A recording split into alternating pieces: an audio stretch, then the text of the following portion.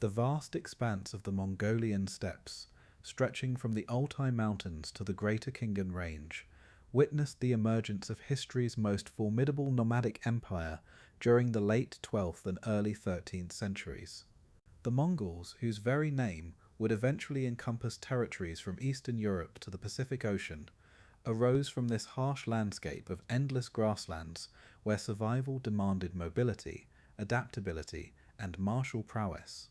Understanding their origins requires piecing together fragmentary tribal histories, analyzing Chinese dynastic records, and examining the complex interplay of environmental and social forces that shaped nomadic societies across the Eurasian steppes.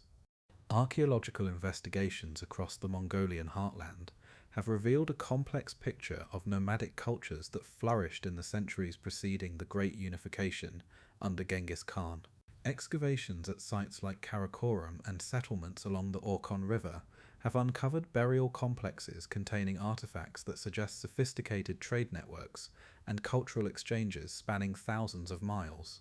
The distinctive felt-covered girders found at these sites, characterized by their circular wooden frames and ingenious construction techniques, represent one of the most recognizable markers of Mongol material culture. These portable dwellings, often measuring over 20 feet in diameter, were not merely shelters but served as centers of family life and political organization in nomadic society. The connection between the Mongols and earlier nomadic confederations presents one of the most debated questions in Central Asian history. Chinese sources, particularly the records of the Song and Jin dynasties, provide detailed accounts of various Mongol tribes' political structures, military tactics, and territorial extent. The fragmented nature of Mongol society before unification, characterized by constant warfare between rival clans and tribes, created a political landscape that would prove crucial to understanding Genghis Khan's later success in consolidating power. Linguistic analysis has revealed the complex relationships between different Mongol tribal groups and their neighbors. The Mongolic languages, distinct from both Turkic and Tungusic language families, suggest a separate cultural development that occurred over centuries of steppe life. Terms related to military organization, such as the decimal system of military units, arbans, zuns, and mingans, indicate sophisticated organizational concepts that predated the imperial expansion. Similarly, the social structures described in later Mongol law codes, including the yasa, reflect traditions that had developed through generations of nomadic experience. Climate data reconstructed from tree rings and ice cores reveal significant environmental pressures that influenced nomadic migration patterns during the late 12th century. The period experienced cooling trends across Central Asia, accompanied by reduced precipitation that affected traditional grazing areas. These climatic shifts reduced the carrying capacity of pasture lands, forcing nomadic groups to compete more intensively for limited resources. The resulting population pressures created conditions that favored military leaders who could successfully coordinate larger tribal confederations. Archaeological evidence from burial sites throughout Mongolia indicates significant social stratification within pre-imperial Mongol society. Elite graves contained elaborate horse gear, including silver-decorated bridles and stirrups, alongside weapons that demonstrated sophisticated metalworking techniques. The practice of horse sacrifice with remains positioned to accompany deceased warriors reveals beliefs about the afterlife that emphasized the central role of mounted warfare in Mongol culture. These burial practices would continue throughout the imperial period, providing archaeological evidence for cultural continuity despite massive political and territorial expansion. The material culture associated with early Mongol populations reveals technological adaptations specifically designed for steppe warfare and nomadic life. Composite bows, constructed from layers of horn, sinew, and wood, represented the pinnacle of nomadic military technology. These weapons, measuring typically between 4 and 5 feet when strung, could accurately deliver arrows at distances exceeding 300. The distinctive Mongol draw technique, using a thumb ring rather than fingers, allowed for rapid shooting from horseback while maintaining accuracy. Archaeological finds from Mongol burial sites reveal arrows with specialized iron heads designed for different purposes, broad-bladed hunting points, narrow bodkin points for penetrating armor, and distinctive whistling arrows used for signaling during battle. The horse culture that defined Mongol society represented centuries of selective breeding and specialized knowledge. Mongol horses, descendants of the hardy Przewalski breed, native to the Central Asian steppes, were smaller than European war horses but possessed superior endurance and adaptation to harsh climates. Mongol herders developed sophisticated horse management techniques, including the practice of maintaining large remount herds that allowed warriors to change horses multiple times during long campaigns. The ability to ride virtually from birth, combined with systematic training in mounted archery, created a warrior culture unmatched in mobility and battlefield effectiveness. Mongol social organization, before unification, reflected the challenges of maintaining cohesion in a society based on nomadic pastoralism. The basic unit of organization was the extended family or clan obok, which controlled specific grazing territories and maintained genealogical records that determined status and inheritance rights. Multiple clans formed tribes oluus, led by khans, whose authority depended on military success and their ability to provide protection and resources for their followers. The constant warfare between tribes created a selection pressure that favored leaders with exceptional military and organizational skills. The role of shamanism in pre-imperial Mongol society provided both religious guidance and political legitimacy for tribal leaders. Mongol shamans, known as bua, served as intermediaries between the physical and spiritual worlds, conducting rituals that ensured success in warfare and the fertility of livestock herds. The concept of the eternal blue sky, Tengri, as the supreme deity provided a unifying religious framework that transcended tribal boundaries. Shamanic practices, including divination and spiritual healing, created networks of religious authority that complemented political organization. The economic foundations of Mongol society rested on a sophisticated understanding of steppe ecology and animal husbandry. Mongol herders maintained mixed flocks of horses, cattle, sheep, goats, and camels, each species adapted to different environmental conditions and providing specific resources. The seasonal movement of herds between summer and winter pastures required detailed knowledge of grazing conditions and water sources across vast territories. This nomadic lifestyle created a mobile society capable of rapid deployment across enormous distances while maintaining economic productivity. Trade relationships with sedentary neighbors provided essential resources that nomadic production could not supply. Mongol traders exchanged livestock products, including felt, leather, and dairy products, for manufactured goods such as metal tools, weapons, and luxury items. The Silk Road trade routes that passed through Mongol territories created opportunities for nomadic groups to serve as intermediaries and protectors, generating wealth that could support larger military forces. The control of trade routes would later become a crucial factor in the Mongol Empire's economic strategy. The emergence of the figure who would become known as Genghis Khan from the chaos of tribal warfare represents one of history's most remarkable transformations of political authority.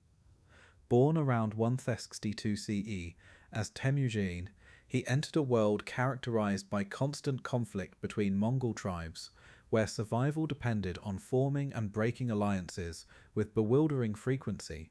His early experiences of abandonment, captivity, and gradual rise to leadership provide crucial insights into both his personal character and the political dynamics that would shape the Mongol Empire's development. The tribal environment into which Temüjin was born reflected the fragmented nature of Mongol society in the late 12th century. His father, Yasugei, led a relatively minor clan within the Borjigin tribe, maintaining authority through a combination of military prowess and strategic alliances with more powerful neighbors.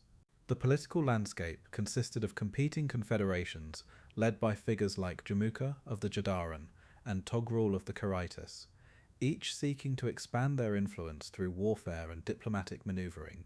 This competitive environment created opportunities for ambitious leaders, but also ensured that political positions remained precarious and subject to sudden reversal. The circumstances of Temujin's childhood reveal both the harsh realities of steppe life and the personal experiences that would influence his later leadership style. His father's death by poisoning, allegedly administered by Tatar enemies, left the family vulnerable to abandonment by clan members who refused to follow a widow with young children. The experience of poverty and social rejection during his adolescence provided Temujin with intimate knowledge of the conditions faced by those outside established tribal hierarchies. These early hardships, including a period of enslavement by rival Taichu tribesmen, created both survival skills and a determination to achieve security through the accumulation of power. Archaeological evidence from sites associated with Temujin's early career provides limited but valuable insights into the material conditions of tribal leadership during this period. Excavations at locations identified with early Mongol political centres reveal relatively modest settlements that reflect the mobile nature of nomadic authority. The absence of permanent architectural structures and the prevalence of portable artifacts confirm the continuation of traditional nomadic lifestyles, even among emerging political leaders. Grave goods from contemporary elite burials show increasing social stratification, with successful leaders accumulating wealth through raiding and tribute collection. The military innovations that characterize Temujin's rise to power built upon traditional Mongol warfare techniques, while introducing organizational improvements that enhanced effectiveness. His early armies maintained the traditional decimal system of military organization, but implemented stricter discipline and more systematic training. The integration of warriors from different tribal backgrounds required new approaches to command and control that transcended traditional kinship-based loyalties. Temujin's success in creating unified military forces from diverse tribal elements demonstrated organizational skills that would prove crucial during later imperial expansion. The alliance networks that Temujin constructed during his rise to power reveal sophisticated understanding of steppe politics and human psychology. His early partnership with Jamuka, based on childhood friendship and mutual military assistance, provided access to larger tribal confederations while teaching valuable lessons about the dangers of shared authority. The relationship with Togrul of the Kharites offered opportunities to participate in larger military campaigns while observing the leadership techniques of more experienced commanders. These alliances, while ultimately ending in conflict, provided essential experience in managing complex political relationships. The gradual accumulation of followers that marked Temujin's transition from minor clan leader to major political figure reflected his ability to offer security and opportunity to warriors from diverse backgrounds. His reputation for protecting followers and sharing the spoils of successful campaigns attracted individuals who had been displaced by tribal conflicts or who sought advancement beyond what their birth status provided. The meritocratic elements of his emerging military organization, which promoted capable individuals regardless of tribal origin, created incentives for loyalty that transcended traditional clan boundaries. The territorial consolidation that accompanied Temujin's growing influence required systematic campaigns against rival claimants to regional authority. The defeat of Merkid raiders who had kidnapped his wife Bert demonstrated both personal determination and military capability, while generating the prestige necessary to attract additional followers. The subsequent conflicts with Tatars, Kharites, and ultimately Jamuka himself involved increasingly sophisticated military operations that showcased evolving tactical doctrines and organizational capabilities. The decisive campaign against Jamuka around 1201-1202 CE represented the culmination of decades of rivalry and demonstrated Temujin's mastery of both conventional warfare and psychological operations. The systematic defeat of Jamuka's tribal coalition involved coordinated attacks that exploited divisions within enemy ranks while maintaining unity among Temujin's diverse following. The treatment of defeated enemies, combining mercy for those who surrendered with severe punishment for continued resistance, established precedents for policies that would characterize later imperial administration. The Kurultai of 1006 CE that proclaimed Temujin as Genghis Khan marked the formal beginning of Mongol imperial history, but the political and military foundations had been established through decades of gradual consolidation. The tribal leaders who participated in this assembly recognized both Temujin's military supremacy and his potential to lead successful campaigns against sedentary neighbours. The title Genghis Khan, possibly meaning universal ruler or fierce king, reflected ambitious intentions that extended far beyond traditional tribal leadership roles.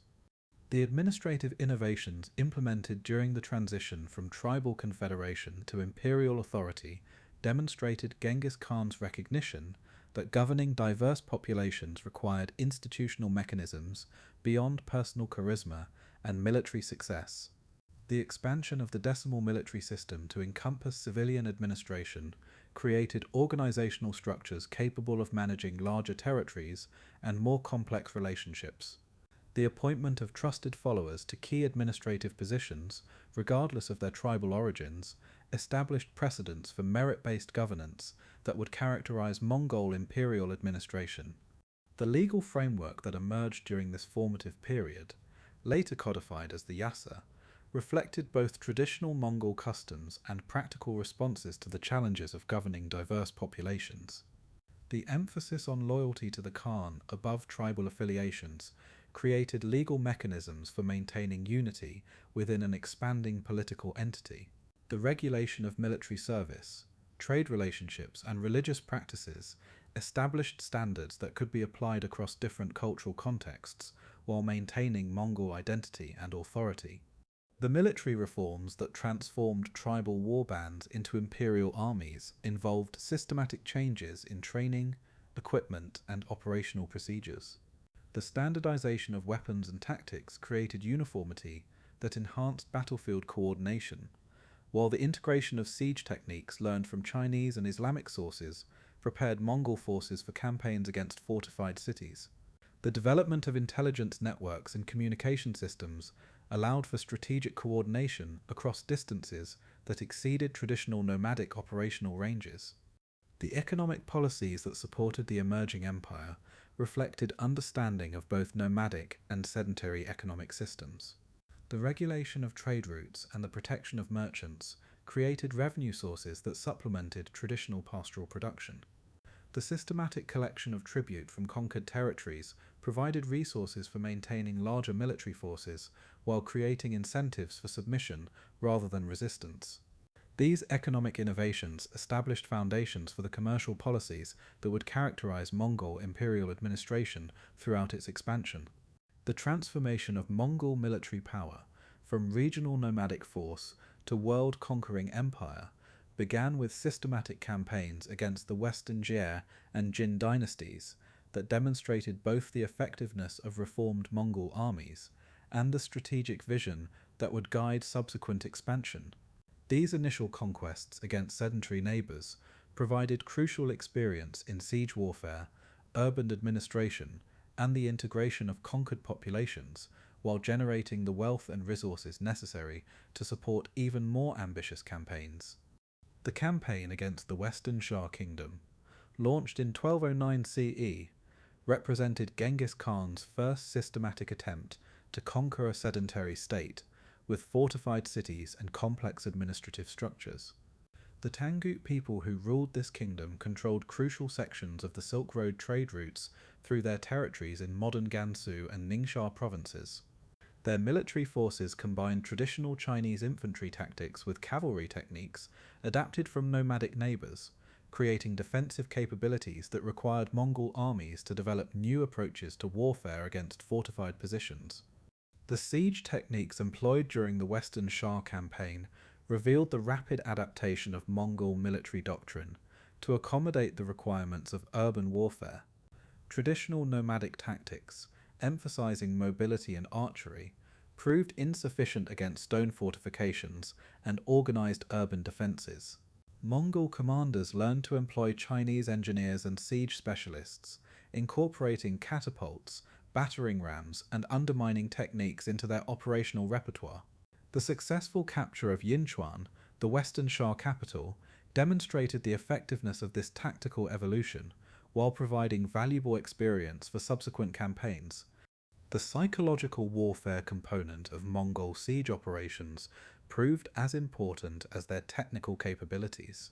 The systematic destruction of agricultural infrastructure surrounding besieged cities created famine conditions that weakened defender morale and encouraged surrender.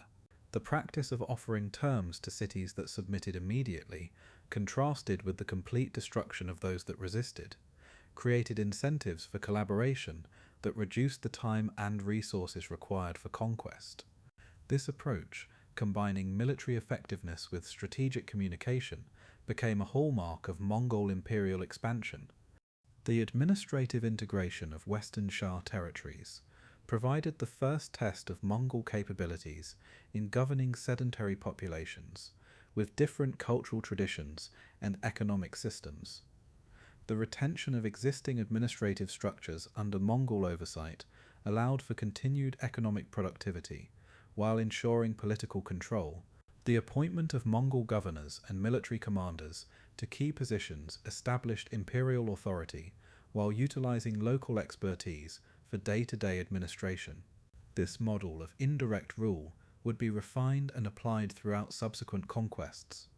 The wealth extracted from the Western Shah campaign, including silk, precious metals, and manufactured goods, provided resources that enabled Genghis Khan to maintain larger military forces and pursue more ambitious territorial objectives. The tribute arrangements established with the defeated kingdom created ongoing revenue sources that supplemented traditional nomadic economic activities. The integration of Western Shah military units into Mongol armies brought siege warfare expertise and knowledge of Chinese military technology that would prove valuable in subsequent campaigns.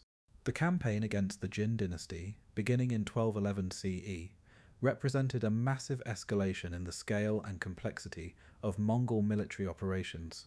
The Jurchen rulers of northern China commanded vast territories with millions of inhabitants, sophisticated administrative systems, and military forces that combined the latest Chinese military technology with nomadic cavalry techniques learned through generations of frontier warfare. The conquest of such a formidable opponent required innovations in military organization, logistics, and strategic planning that pushed Mongol capabilities to their limits.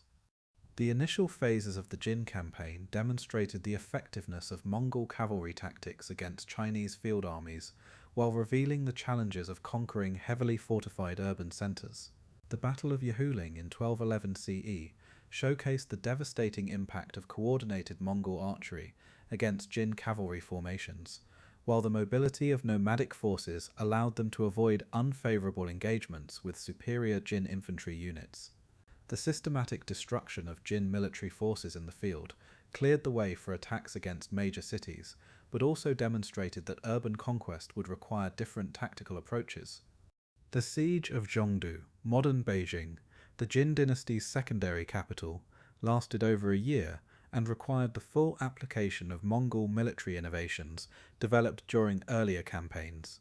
The massive walls and sophisticated defences of this major urban centre demanded coordinated attacks using siege engines, undermining operations, and psychological warfare. The eventual capture of Zhongdu in 1215 CE provided enormous wealth in the form of gold, silk, and art treasures, while demonstrating Mongol capability to conquer even the most formidable urban centres. The environmental and logistical challenges of campaigning in China required significant adaptations to traditional Mongol military practices. The dense agricultural landscape and large civilian populations created supply problems that could not be solved through traditional nomadic raiding. The development of systematic provisioning systems, utilizing local resources and establishing supply bases, allowed Mongol armies to maintain operations far from their traditional grazing grounds. These logistical innovations would prove crucial for subsequent campaigns in more distant territories. The integration of Chinese military technology and expertise into Mongol armies accelerated during the Jin campaign as thousands of engineers, artisans, and military specialists entered Mongol service. The adoption of Chinese siege engines, including counterweight trebuchets and torsion artillery, enhanced Mongol capabilities against fortified positions.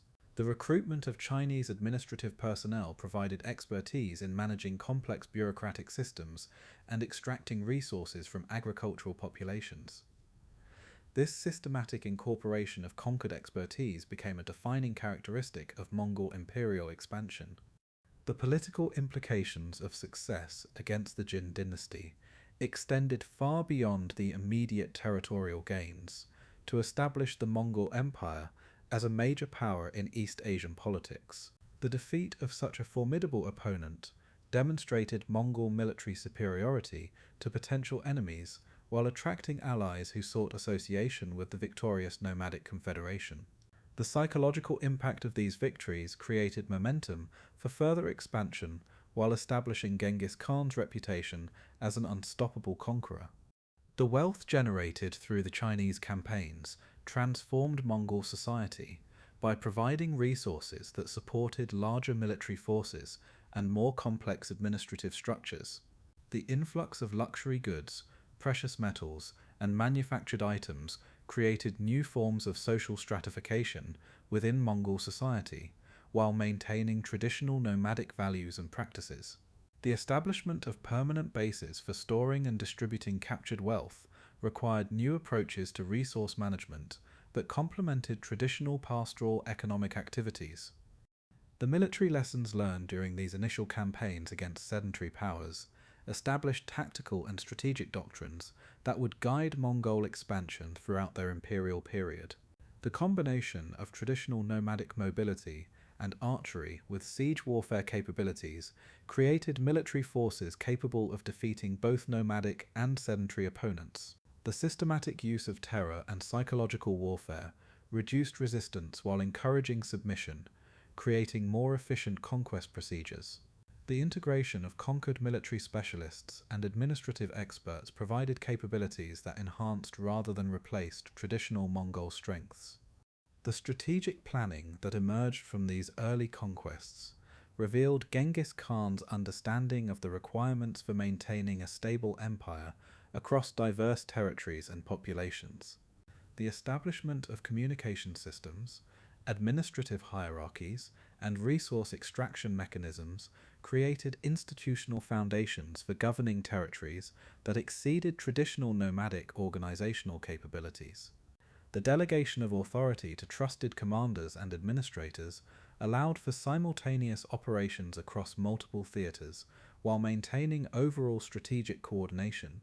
The decision to launch major military operations against the Khwarezmid Empire marked a fundamental turning point in Mongol imperial strategy, shifting focus from regional conquest to truly intercontinental expansion. The Khwarezmid state, controlling vast territories from the Aral Sea to the Persian Gulf, represented one of the most powerful Muslim empires of the early 13th century, with sophisticated urban centers, extensive trade networks, and military forces that had successfully resisted previous nomadic incursions. The conflict that developed between Genghis Khan and Khwarezm-Shah Ala ad-Din Muhammad II would demonstrate the full extent of Mongol military capabilities while establishing precedents for imperial administration across diverse cultural and religious boundaries. The diplomatic crisis that precipitated the Mongol invasion of Central Asia originated from commercial disputes that escalated into matters of imperial prestige and strategic necessity. The massacre of a Mongol trade caravan at Otrar in 1218 CE, ordered by the local governor Inalchuk and apparently sanctioned by the Khwarezm Shah, violated the principles of trade protection that Genghis Khan considered essential for imperial prosperity. The subsequent execution of Mongol ambassadors sent to demand redress transformed a commercial dispute into a cause for total war that would devastate Central Asia and alter the political landscape of the Islamic world. The strategic preparation for the Western campaign required mobilization efforts that exceeded all previous Mongol military operations in scale and complexity. Intelligence networks established throughout Central Asia provided detailed information about Khwarezmid military capabilities, urban defenses, and political divisions that could be exploited during the invasion. The assembly of forces drew upon military units from across the expanding Mongol Empire, including Chinese siege specialists, experienced nomadic cavalry, and auxiliary troops from recently conquered territories. The total force that crossed into Khwarezmid territory in 1219 CE represented the largest army ever assembled under unified nomadic command. The military strategy employed during the Khwarezmid campaign demonstrated sophisticated understanding of both nomadic warfare advantages and the specific challenges posed by conquering a vast empire with numerous fortified centres. The decision to divide Mongol forces into multiple columns that could operate independently while maintaining strategic coordination allowed for simultaneous attacks against different regions, preventing effective resistance coordination by defending forces. This multi-pronged approach maximised the impact of Mongol mobility while ensuring that no single reverse could compromise the entire campaign. The Siege of Otrar, the city where the original trade caravan had been massacred, served as both symbolic revenge and practical demonstration of Mongol siege capabilities. The 6-month siege required the full application of military techniques developed during previous campaigns in China, including the construction of siege works, the employment of captured artillery, and systematic psychological warfare against the defenders. The eventual capture and complete destruction of the city established precedents for the treatment of cities that resisted Mongol authority, while providing valuable experience for subsequent siege operations.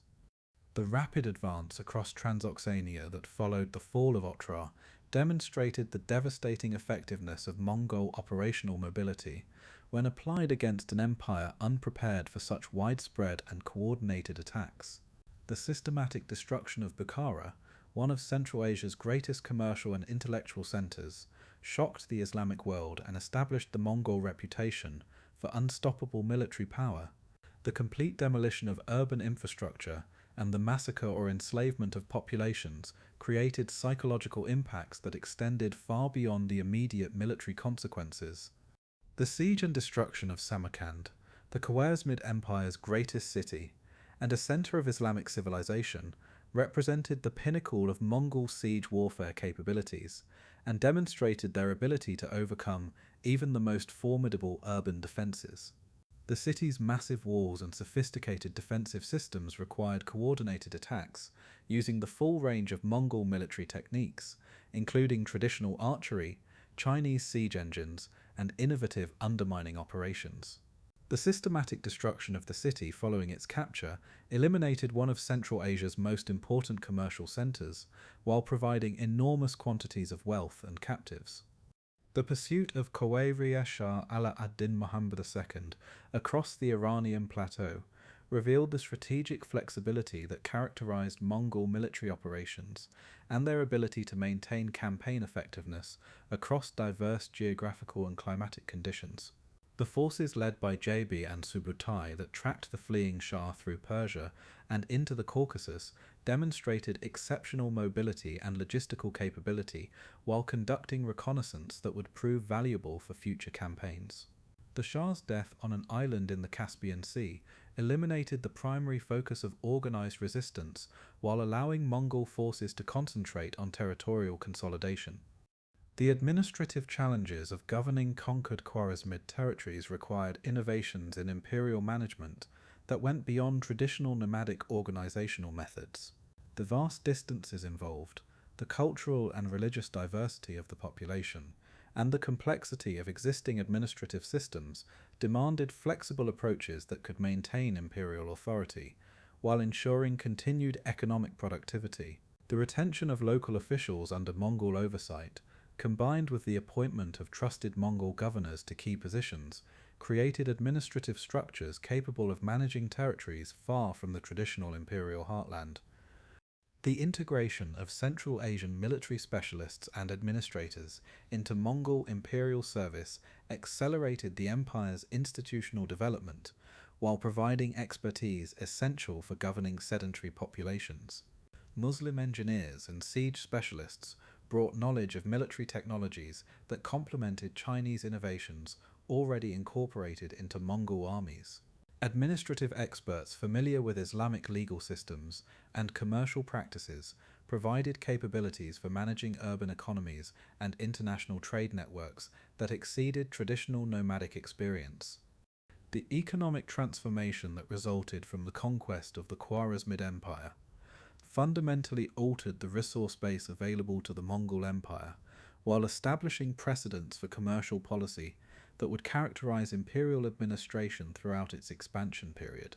The vast wealth extracted from destroyed cities, combined with the tribute and taxation imposed on surviving territories, provided resources that supported even larger military forces and more ambitious campaigns.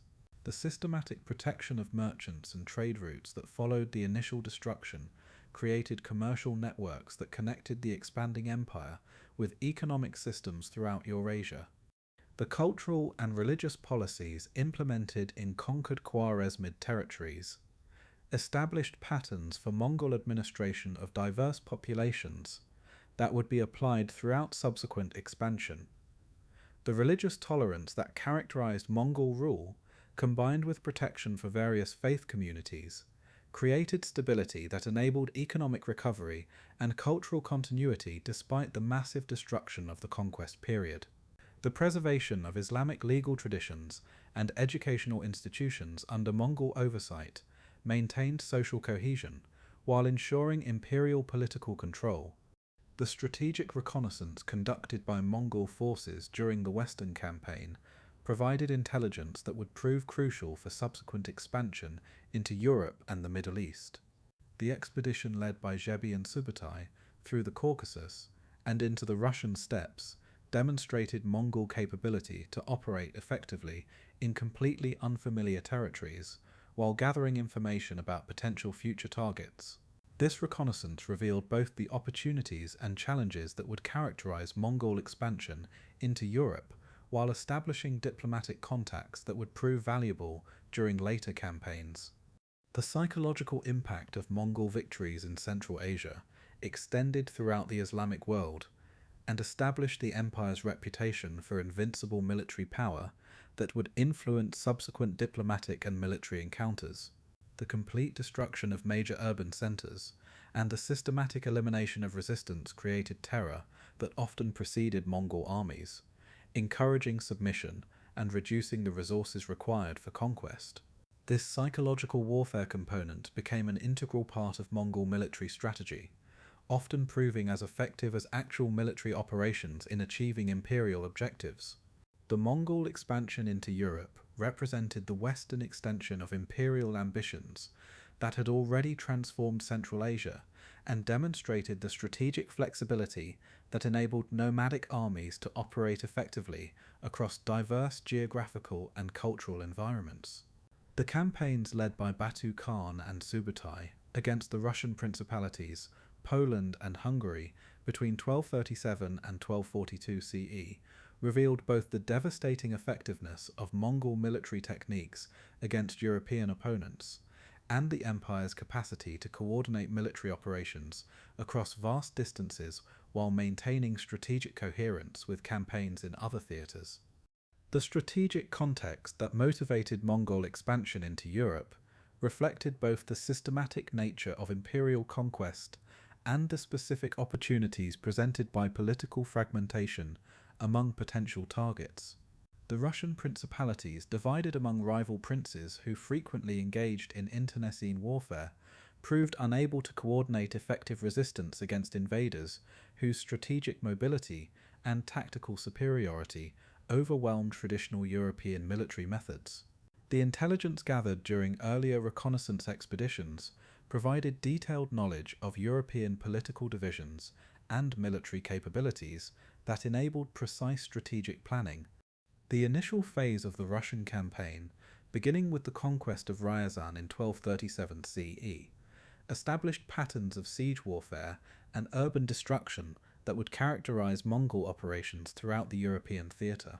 The systematic demolition of fortifications and the massacre of populations that resisted Mongol authority created psychological impacts that facilitated subsequent conquests while demonstrating the consequences of opposing imperial expansion. The winter campaign that followed revealed Mongol adaptability to climatic conditions that Europeans assumed would prevent nomadic military operations. The siege and destruction of Moscow, though at this time still a relatively minor city, demonstrated Mongol capability to maintain siege operations during harsh winter conditions, while showcasing tactical innovations that enhanced their effectiveness against European fortifications. The systematic destruction of agricultural infrastructure and the elimination of local military forces created conditions that prevented organized resistance while ensuring that conquered territories could not serve as bases for counterattacks. The psychological impact of these victories extended throughout the Russian principalities, encouraging submission while discouraging organized resistance. The conquest of Vladimir, the capital of the most powerful Russian principality, required coordinated attacks against the strongest fortifications that Mongol armies had yet encountered in Europe. The city's stone walls and sophisticated defensive systems demanded the full application of siege techniques developed during previous campaigns in Central Asia and China.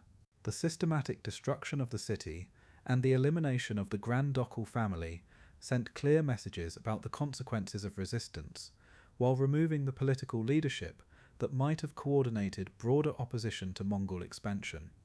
The tactical innovations that characterized Mongol operations against European armies revealed their ability to adapt traditional steppe warfare techniques to different opponents and terrain conditions. The Battle of the Sit River in 1238 CE demonstrated the devastating effectiveness of coordinated archery and mobility against European heavy cavalry, while the systematic pursuit and destruction of fleeing forces prevented the formation of new resistance centers. The integration of Russian auxiliary troops into Mongol armies provided local knowledge and additional manpower while demonstrating the empire's ability to incorporate conquered populations into its military structure. The western expansion of Mongol operations, beyond the Russian principalities, into Poland and Hungary, required logistical coordination across unprecedented distances while maintaining simultaneous pressure on multiple fronts. The campaign planning that enabled these operations demonstrated sophisticated understanding of European geography and politics, while the strategic coordination between different army groups revealed command and control capabilities that exceeded anything previously seen in nomadic warfare. The systematic gathering of intelligence about European military capabilities and political divisions provided tactical advantages that proved decisive in subsequent battles.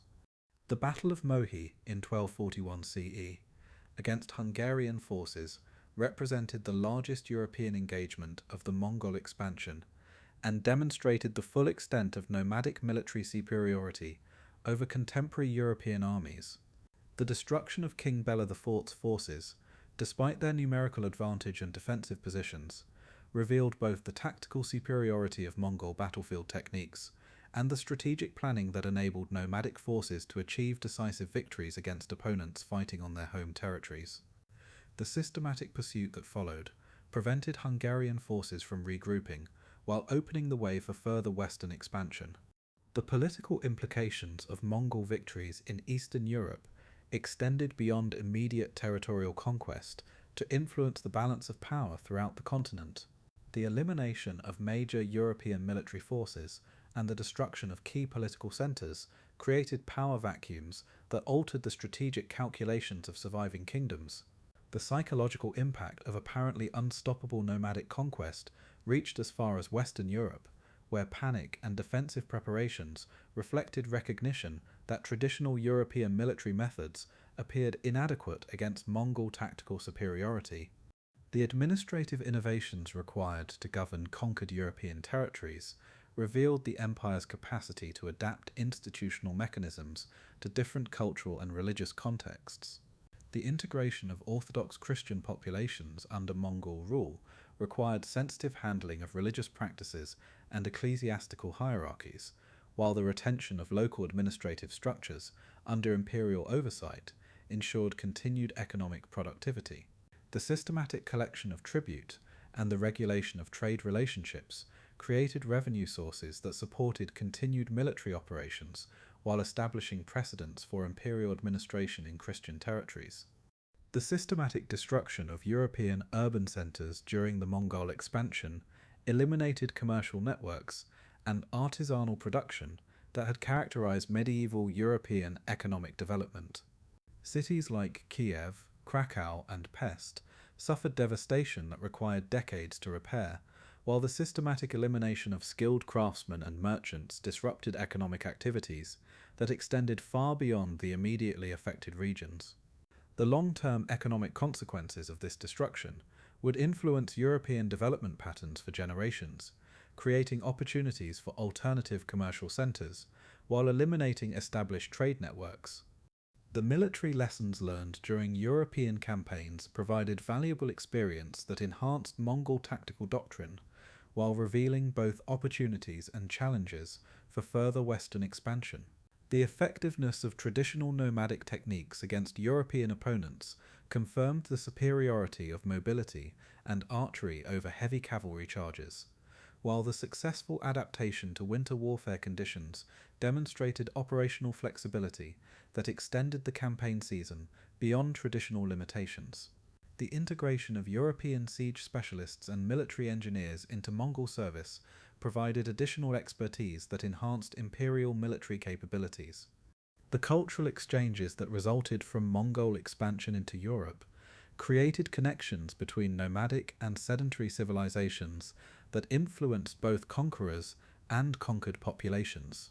The exposure of Mongol administrators to European governmental systems and legal traditions provided insights that would influence imperial administrative development, while the integration of European craftsmen and specialists into imperial service transmitted technological knowledge across cultural boundaries. These exchanges established patterns of cultural synthesis that would characterize Mongol rule throughout their territorial expansion. The strategic withdrawal from Europe following the death of Ugadai Khan in 1241 CE revealed both the strength and limitations of Mongol imperial coordination across vast distances. The succession crisis that required the presence of major military commanders at Karakoram demonstrated the continued importance of traditional nomadic political processes in imperial governance, while the decision to halt European expansion reflected strategic priorities that favoured consolidation over continued conquest. This withdrawal eliminated the immediate threat to Western Europe while establishing the western limits of sustained Mongol territorial control.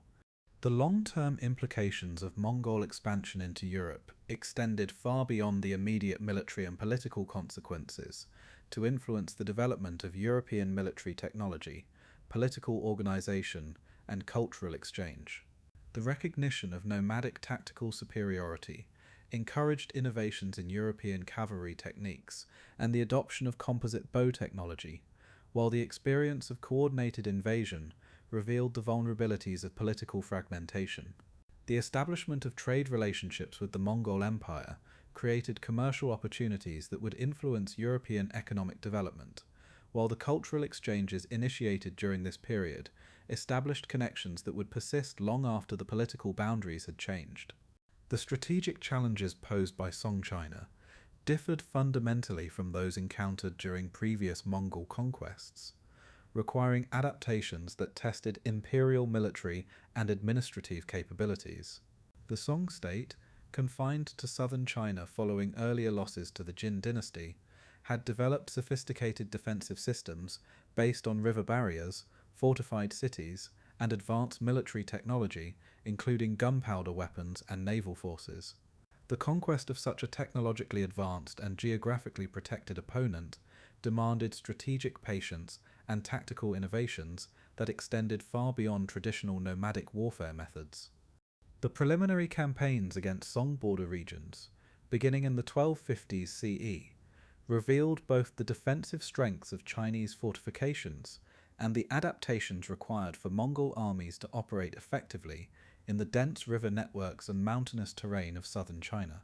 The traditional emphasis on cavalry mobility proved less effective in geographical conditions that favoured defensive positions and river-based logistics, forcing Mongol commanders to develop new tactical approaches that emphasized siege warfare and naval operations. The systematic conquest of the southern Song dynasty represented the culmination of Mongol expansion in East Asia, and demonstrated the empire's evolution from nomadic confederation to sophisticated imperial power capable of governing complex sedentary civilizations.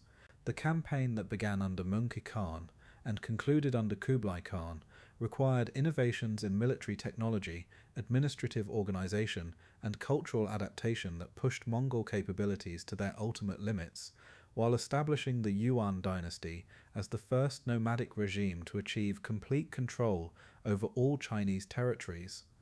The naval warfare component of the Song Conquest required Mongol forces to master completely unfamiliar tactical and logistical challenges, while competing against Chinese naval forces with centuries of experience in river and coastal operations. The systematic capture and adaptation of Song naval vessels provided the foundation for Mongol river fleets that could support land operations and conduct independent naval campaigns. The integration of Chinese naval personnel and shipbuilding experts into Mongol service created capabilities that enabled effective operations throughout the complex river systems of southern China. The siege of Shenyang, lasting from 1268 to 1273 CE, demonstrated both the challenges of conducting extended siege operations against advanced Chinese fortifications and the systematic approach that characterized mature Mongol military organization. The city's strategic position controlling the Han River and its sophisticated defensive systems required a coordinated siege effort that employed the full range of available military technologies. The eventual success of this siege, achieved through a combination of traditional blockade tactics and innovative use of Muslim-designed counterweight trebuchets, opened the path to the Song heartland while demonstrating Mongol adaptability to advanced military engineering. The technological innovations required for the Song Conquest included the systematic adoption of Chinese military engineering and the development of naval capabilities that had not been necessary during earlier Mongol campaigns. The integration of Chinese siege engineers who understood advanced counterweight trebuchets and early gunpowder weapons provided capabilities essential for reducing heavily fortified Song positions. The construction of a Mongol navy, initially using captured Song vessels and Chinese naval expertise, represented a fundamental expansion of imperial military capabilities into previously unfamiliar domains of warfare. The economic implications of the Song Conquest extended far beyond territorial acquisition to encompass integration of the most advanced commercial and industrial economy of the 13th century into the Mongol imperial system. Song China's sophisticated banking systems, paper currency, and manufacturing capabilities represented economic innovations that enhanced imperial resources while requiring new approaches to fiscal administration.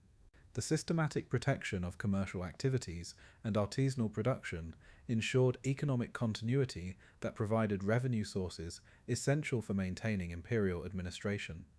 The administrative challenges of governing Song territories as they were conquered required sophisticated integration of Chinese governmental systems with Mongol imperial administration.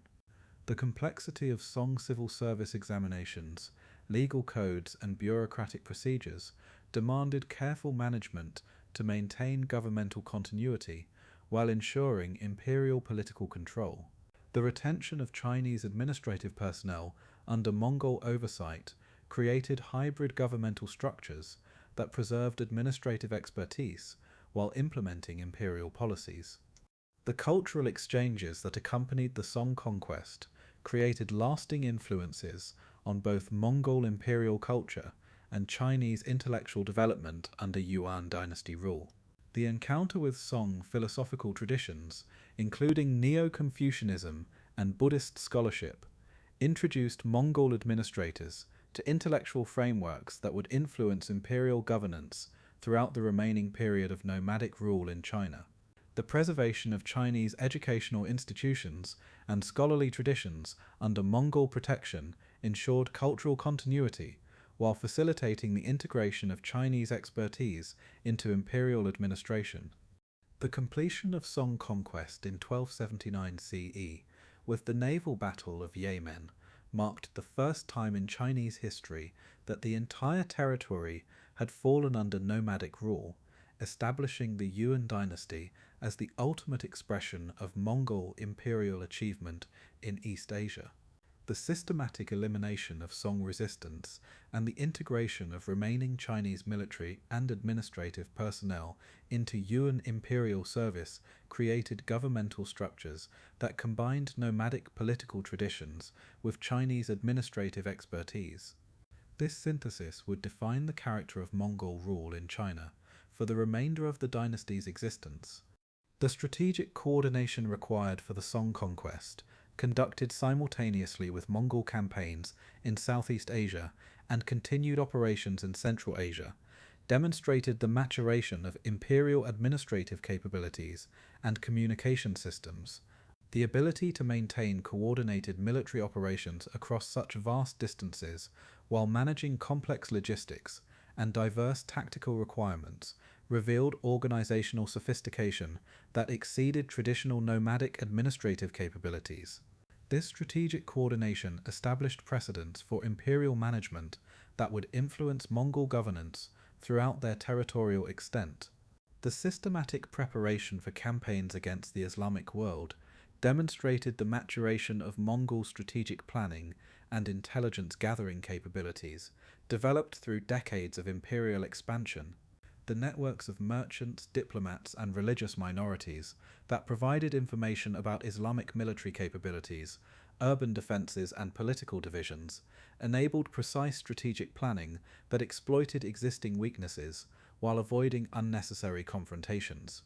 The assembly of forces for these campaigns drew upon military resources from across the empire, including Chinese siege specialists, Central Asian cavalry, and auxiliaries from previously conquered territories. The strategic context that motivated Mongol expansion into the central Islamic lands reflected both systematic imperial conquest policies and the specific opportunities presented by political fragmentation within the Muslim world. The Abbasid Caliphate, while maintaining religious authority throughout the Islamic world, had lost effective political control over many territories to rival dynasties and military commanders. The Ayyubid states in Syria and Egypt, descendants of Saladin's empire, competed with each other while facing pressure from Crusader states and internal political instability. These divisions created opportunities for Mongol intervention while generating the complex alliances and rivalries that would characterize the imperial encounter with Islamic civilization. The Mongol expansion into the Islamic heartlands of Iraq, Syria, and Egypt represented both the culmination of westward imperial expansion and the encounter with civilizations whose military, cultural, and religious traditions differed fundamentally from those previously conquered territories. The campaigns led by Hulagu Khan against the Abbasid Caliphate and the subsequent conflicts with Mamluk Egypt revealed both the continued effectiveness of Mongol military methods and the emerging limitations of imperial expansion when confronting opponents who had learned to counter traditional nomadic tactical advantages. The administrative challenges of governing Islamic territories required adaptations to religious and legal traditions that differed significantly from those encountered in previous conquests. The integration of Islamic administrative practices, legal systems, and educational institutions under Mongol oversight demanded careful management of religious sensitivities while maintaining imperial political control. The employment of Muslim administrators and scholars in imperial service created governmental structures that preserved Islamic governmental traditions while implementing Mongol policies and taxation systems. The siege and destruction of Baghdad in 1258 CE eliminated the most important center of Islamic civilization and demonstrated the devastating effectiveness of mature Mongol siege warfare against even the most formidable urban defenses. The systematic destruction of libraries, including the House of Wisdom with its irreplaceable collection of ancient texts, represented cultural losses that extended far beyond immediate military objectives. The massacre of the population and the execution of Caliph al-Musta'sim eliminated both the political and religious leadership of Sunni Islam while sending clear messages about the consequences of resistance to Mongol authority. The military innovations that emerged from conflicts with Islamic armies revealed both the continued effectiveness of traditional Mongol tactics and the adaptations required when confronting opponents who had learned to counter nomadic advantages. The systematic adoption of Islamic military technologies, including advanced siege engines and improved armor, enhanced Mongol military capabilities, while Islamic military leaders developed tactical responses that emphasized defensive warfare and the use of terrain advantages to neutralize Mongol mobility and archery superiority. The confrontation with the Mamluk Sultanate of Egypt represented the first major defeat of Mongol imperial expansion, and demonstrated the limitations of traditional nomadic warfare when confronting opponents who had specifically prepared to counter nomadic tactical advantages. The Battle of Ain Jalut in 1260 CE, where Mamluk forces led by Qutuz and Baibars defeated a Mongol army under Kitbuka, revealed that careful preparation, appropriate tactics, and favourable terrain could neutralize the military advantages that had made Mongol conquest seemingly inevitable throughout earlier campaigns. The tactical innovations employed by Mamluk forces during their successful resistance to Mongol expansion provided lessons that would influence Islamic military development for centuries, while demonstrating the adaptive capacity of sedentary civilizations when confronted with nomadic conquest.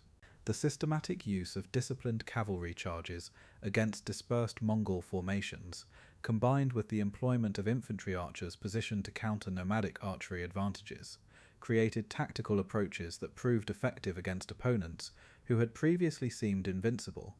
The religious dimensions of Mongol expansion into Islamic territories created complex interactions between imperial policies of religious tolerance and the requirements of governing populations whose religious identity was fundamental to their political and cultural systems. The preservation of Islamic legal systems and educational institutions under Mongol protection ensured social continuity, while the employment of Muslim administrators in imperial service created opportunities for career advancement that encouraged collaboration. These policies established precedents for religious accommodation that would characterize Mongol rule throughout their Islamic territories. The economic implications of Mongol expansion into the Islamic world encompassed both the immediate destruction caused by military conquest and the long-term integration of Islamic commercial networks into the imperial economy.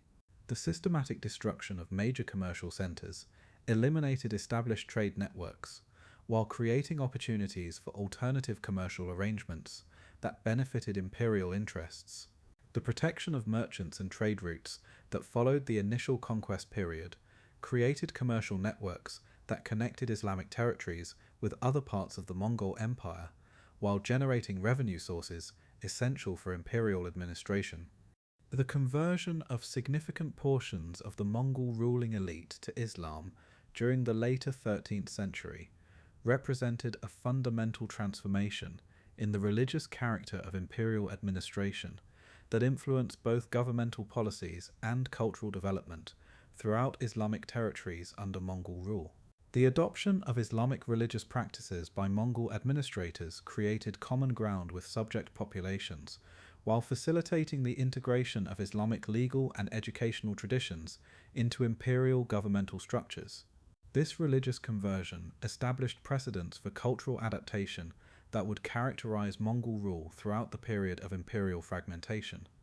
The cultural exchanges that resulted from Mongol rule over Islamic territories created lasting influences on both imperial administrative practices and Islamic intellectual development under nomadic governance. The encounter with Islamic philosophical and scientific traditions introduced Mongol administrators to intellectual frameworks that influenced imperial policies, while Islamic scholars gained access to Chinese and Central Asian knowledge systems through imperial networks. The systematic translation of text between different languages and cultural traditions created intellectual synthesis that enriched all participating civilizations. The long-term consequences of Mongol expansion into Islamic territories encompassed both the immediate destruction of political and cultural institutions and the eventual synthesis of nomadic and Islamic traditions that would influence regional development for centuries. The administrative innovations that emerged from the encounter between nomadic imperial methods and Islamic governmental traditions created hybrid systems that influenced subsequent political development throughout the Middle East. The cultural exchanges initiated during this period established intellectual connections that would persist long after the political boundaries established by conquest had dissolved. The development of architectural and artistic traditions that combined Mongol imperial aesthetics with Islamic cultural forms created new synthetic styles that would influence cultural development throughout the Islamic world. The construction of mosques, madrasas, and palaces that incorporated both nomadic and Islamic design elements established architectural traditions that reflected the cultural synthesis occurring under imperial rule. The patronage of Islamic art and literature by Mongol rulers created opportunities for cultural development that preserved Islamic traditions while adapting them to imperial contexts. The strategic implications of Mongol expansion into Islamic territories extended throughout the Mediterranean world and influenced European political calculations regarding both the threat and opportunities presented by nomadic imperial power. The elimination of traditional Islamic political authorities created power vacuums that influenced the balance between Christian and Muslim territories, while the establishment of diplomatic relationships between Mongol rulers and European powers created alliance possibilities that affected regional political dynamics. The Mongol Empire reached its territorial zenith during the middle decades of the 13th century, encompassing territories that stretched from Eastern Europe to the Pacific Ocean and from Siberia to Southeast Asia, representing the largest contiguous land empire in human history. This unprecedented territorial extent required administrative innovations, communication systems, and cultural adaptations that pushed the boundaries of what had previously been considered possible in imperial governance. The challenge of maintaining political unity and effective administration across such vast and diverse territories tested the institutional capabilities of nomadic government while creating opportunities for cultural and economic exchange on a scale never before achieved. The administrative structure that emerged to govern this vast empire represented a sophisticated synthesis of traditional Mongol organizational methods, with governmental techniques learned from conquered civilizations. The decimal system of military organization that had served as the foundation for tribal confederation was expanded and adapted to encompass civilian administration, creating hierarchical structures that could coordinate activities across continental distances. The integration of Chinese bureaucratic methods, Islamic administrative traditions, and European governmental practices created hybrid administrative systems that preserved Mongol political authority while utilizing the expertise of conquered populations. The communication networks that enabled effective governance across the empire's vast extent represented one of the most remarkable achievements of Mongol imperial administration. The Yam system of relay stations, staffed with fresh horses and supplies, allowed for rapid transmission of messages and coordination of policies across distances that had previously made unified governance impossible. This communication network, extending from Karakorum to Kiev and from Beijing to Baghdad, created the infrastructure necessary for strategic coordination, while facilitating commercial activities and cultural exchange throughout the imperial territories. The legal framework that governed this diverse empire reflected both traditional Mongol customs and practical adaptations to the requirements of ruling populations with different cultural and religious traditions. The Yasa, the Great Law Code attributed to Genghis Khan, established fundamental principles of imperial governance, including religious tolerance, merit-based advancement, and systematic punishment for specific crimes. The application of these principles across diverse cultural contexts required flexible interpretation while maintaining consistency in fundamental policy approaches. The military organization that protected and expanded the empire during its peak period represented the culmination of centuries of nomadic military evolution, enhanced by techniques and technologies acquired through conquest. The integration of Chinese siege warfare specialists, Islamic military engineers, and European cavalry techniques created military forces capable of operating effectively against any conceivable opponent while maintaining the mobility and tactical flexibility that had characterized traditional nomadic warfare. The systematic training and equipment standardization that characterized imperial armies ensured consistent military effectiveness across all theaters of operation. The economic policies that supported the empire at its peak created commercial networks that connected previously isolated regions, while generating revenue sources adequate for maintaining imperial administration across vast territories. The systematic protection of merchants and trade routes encouraged commercial activities that generated customs revenues and facilitated the exchange of goods, ideas, and technologies throughout the imperial territories. The standardization of weights, measures, and currencies reduced transaction costs, while the security provided by imperial authority eliminated many traditional barriers to long-distance commerce.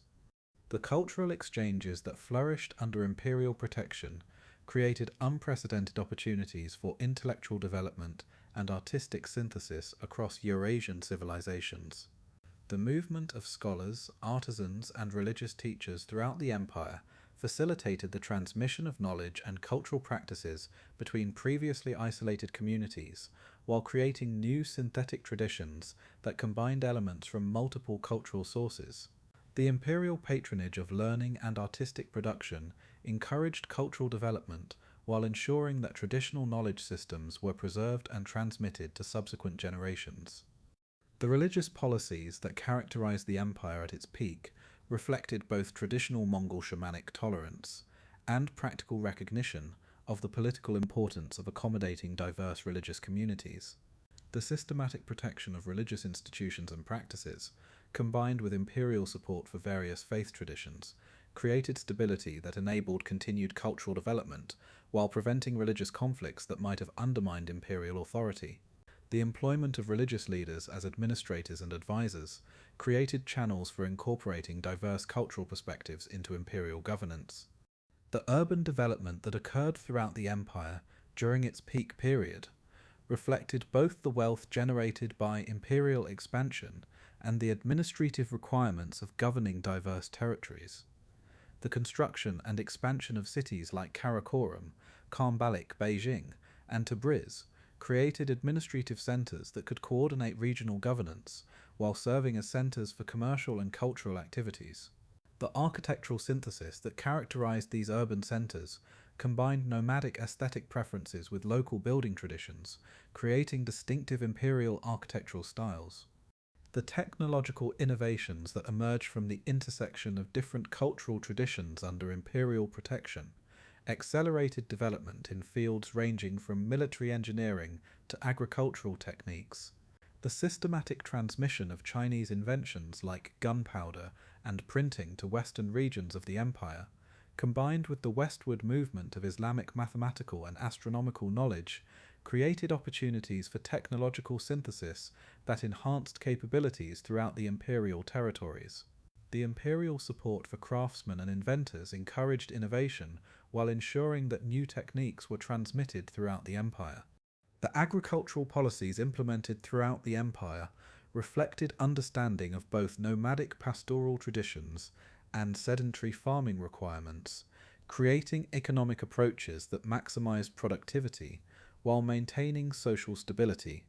The systematic protection of agricultural populations and the regulation of pastoral nomadism in settled regions ensured continued food production while preventing conflicts between different economic systems. The introduction of new crops and agricultural techniques across different regions of the empire enhanced productivity while reducing vulnerability to local environmental variations.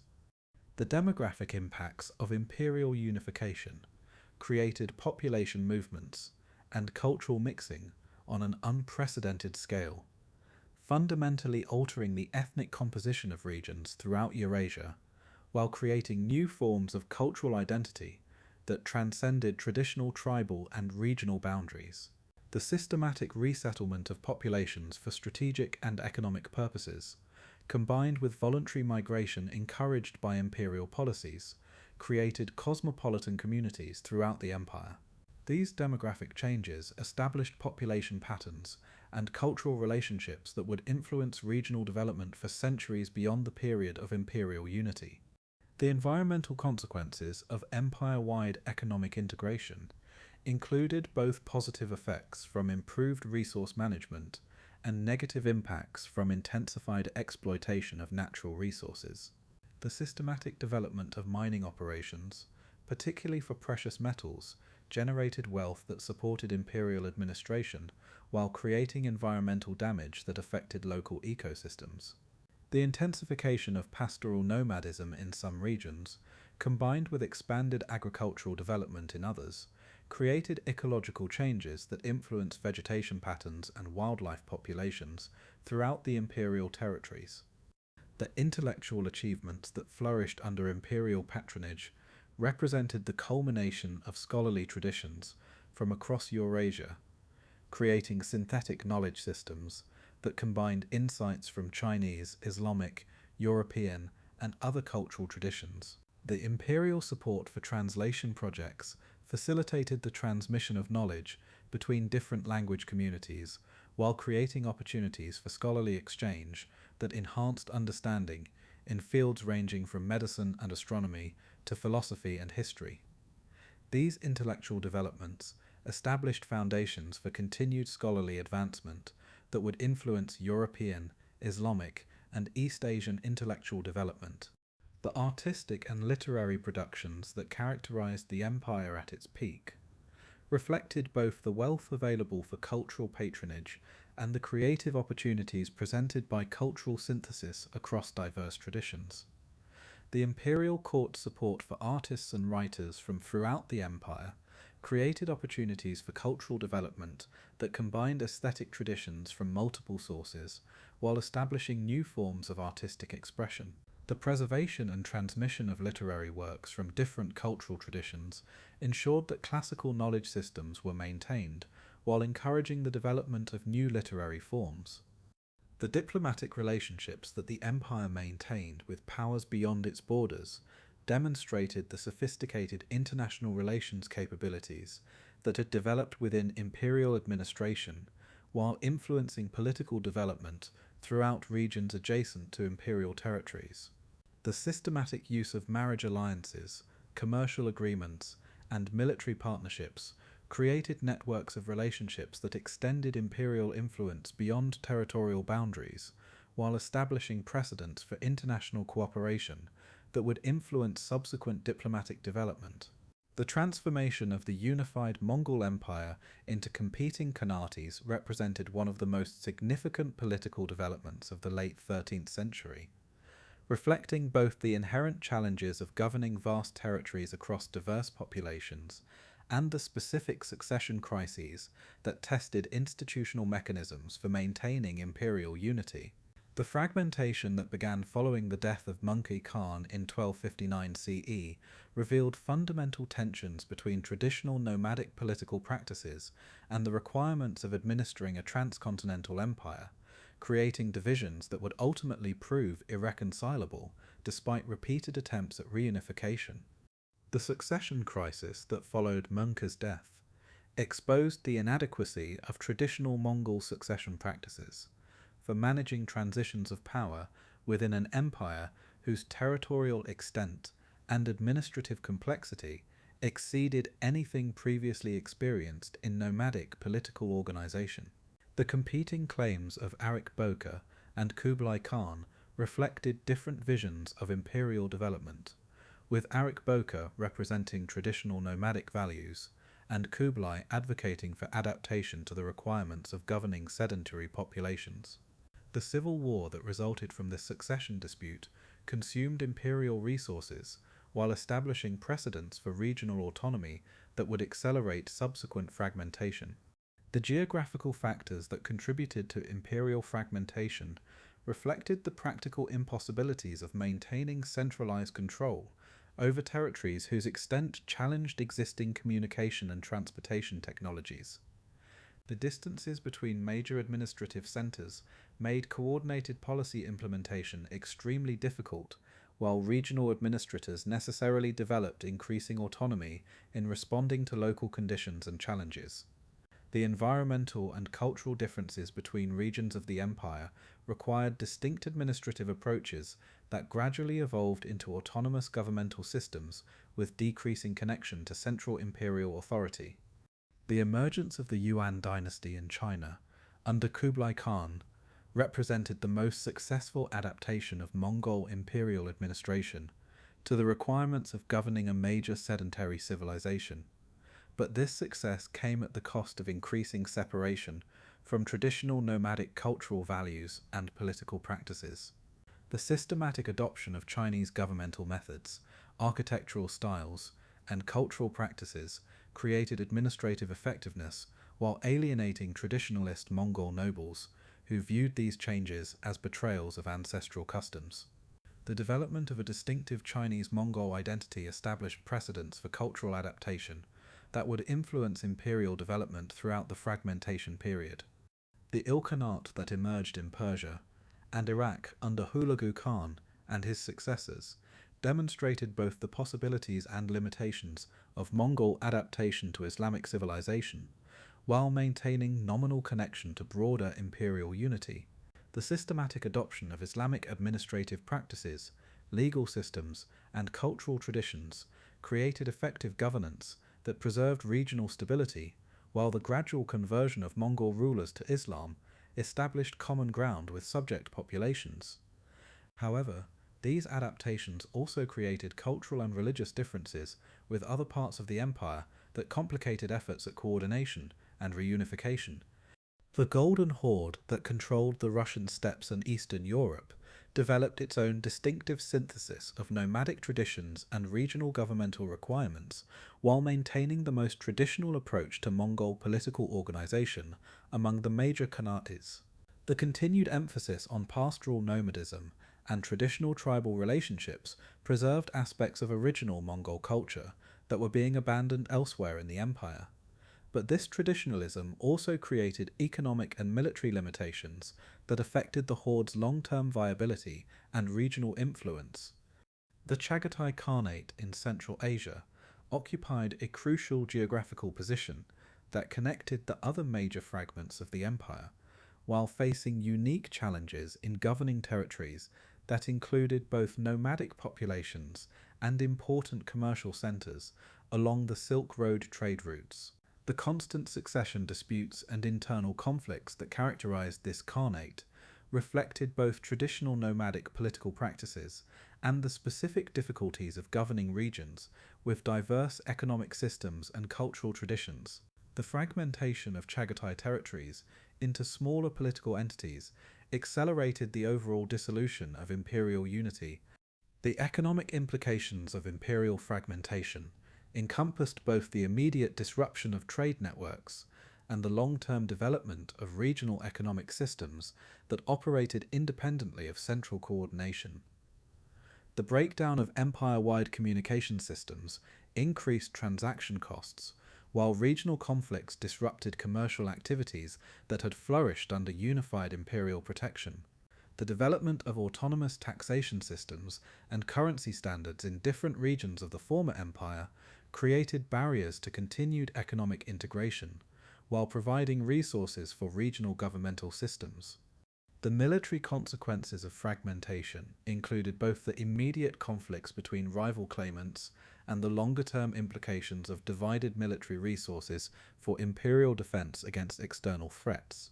The civil wars that accompanied succession disputes consumed military resources while establishing patterns of interkhanate conflict that would characterize subsequent political relationships. The division of imperial armies among competing authorities reduced the military advantages that had made Mongol conquest successful, while creating opportunities for external enemies to exploit imperial weaknesses. The cultural effects of political fragmentation created opportunities for regional adaptation of imperial traditions, while contributing to the eventual dissolution of unified Mongol identity across the former empire's territories. The development of distinctive cultural practices in different regions reflected both adaptation to local conditions and the gradual abandonment of empire-wide cultural standards that had maintained imperial unity. The regional patronage of different religious and intellectual traditions created cultural diversity that enriched regional development while reducing shared cultural foundations for political reunification. The diplomatic relationships that developed between the competing khanates revealed both continued recognition of common origins and the practical acceptance of permanent political separation. The maintenance of formal diplomatic protocols and occasional cooperation agreements demonstrated continued awareness of shared imperial heritage, while the development of alliance systems that included external powers indicated the transformation of former imperial territories into independent political entities. These diplomatic relationships established patterns for subsequent regional political development. The legal and administrative innovations that emerged within individual Khanates represented creative adaptations of imperial governmental methods to regional requirements while contributing to the development of distinctive political traditions that would influence subsequent historical development. The synthesis of Mongol legal principles with local legal traditions created hybrid systems that preserved aspects of imperial governance while accommodating regional cultural and religious requirements. These legal innovations established precedents for governmental development that would influence regional political evolution long after the disappearance of Mongol political authority. The religious developments that occurred within the fragmenting empire reflected both the continued influence of traditional Mongol religious tolerance and the increasing importance of regional religious traditions in legitimizing political authority. The conversion of Mongol rulers in different regions to various religious traditions created common ground with subject populations, while establishing religious differences between formerly unified political authorities. These religious changes influenced both governmental policies and cultural development throughout the former imperial territories. The intellectual and artistic consequences of political fragmentation included both the loss of empire-wide patronage systems and the development of regional traditions that reflected local cultural influences combined with imperial heritage. The breakdown of unified intellectual networks reduced opportunities for scholarly exchange while encouraging the development of distinctive regional traditions in fields ranging from historical writing to artistic production. These intellectual developments created cultural legacies that would influence regional development throughout the post-imperial period.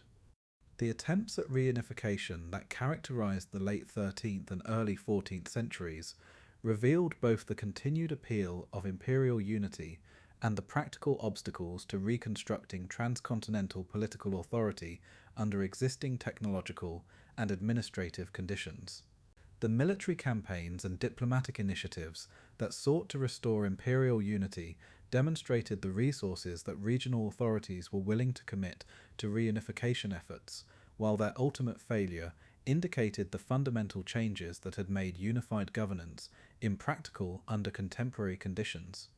The gradual transformation of the Mongol Empire from unified nomadic confederation to fragmented regional powers represents one of history's most significant political transitions, creating lasting influences on European, Asian, and Middle Eastern development that extended far beyond the immediate consequences of territorial conquest. The institutional innovations, cultural exchanges, and demographic changes initiated during the period of imperial expansion established foundations for governmental, commercial, and intellectual development that would influence Eurasian civilization for centuries beyond the dissolution of unified Mongol political authority. The governmental legacies of Mongol imperial administration influenced the development of state systems throughout Eurasia by establishing precedents for bureaucratic organization, legal codification, and administrative coordination across diverse populations and territories.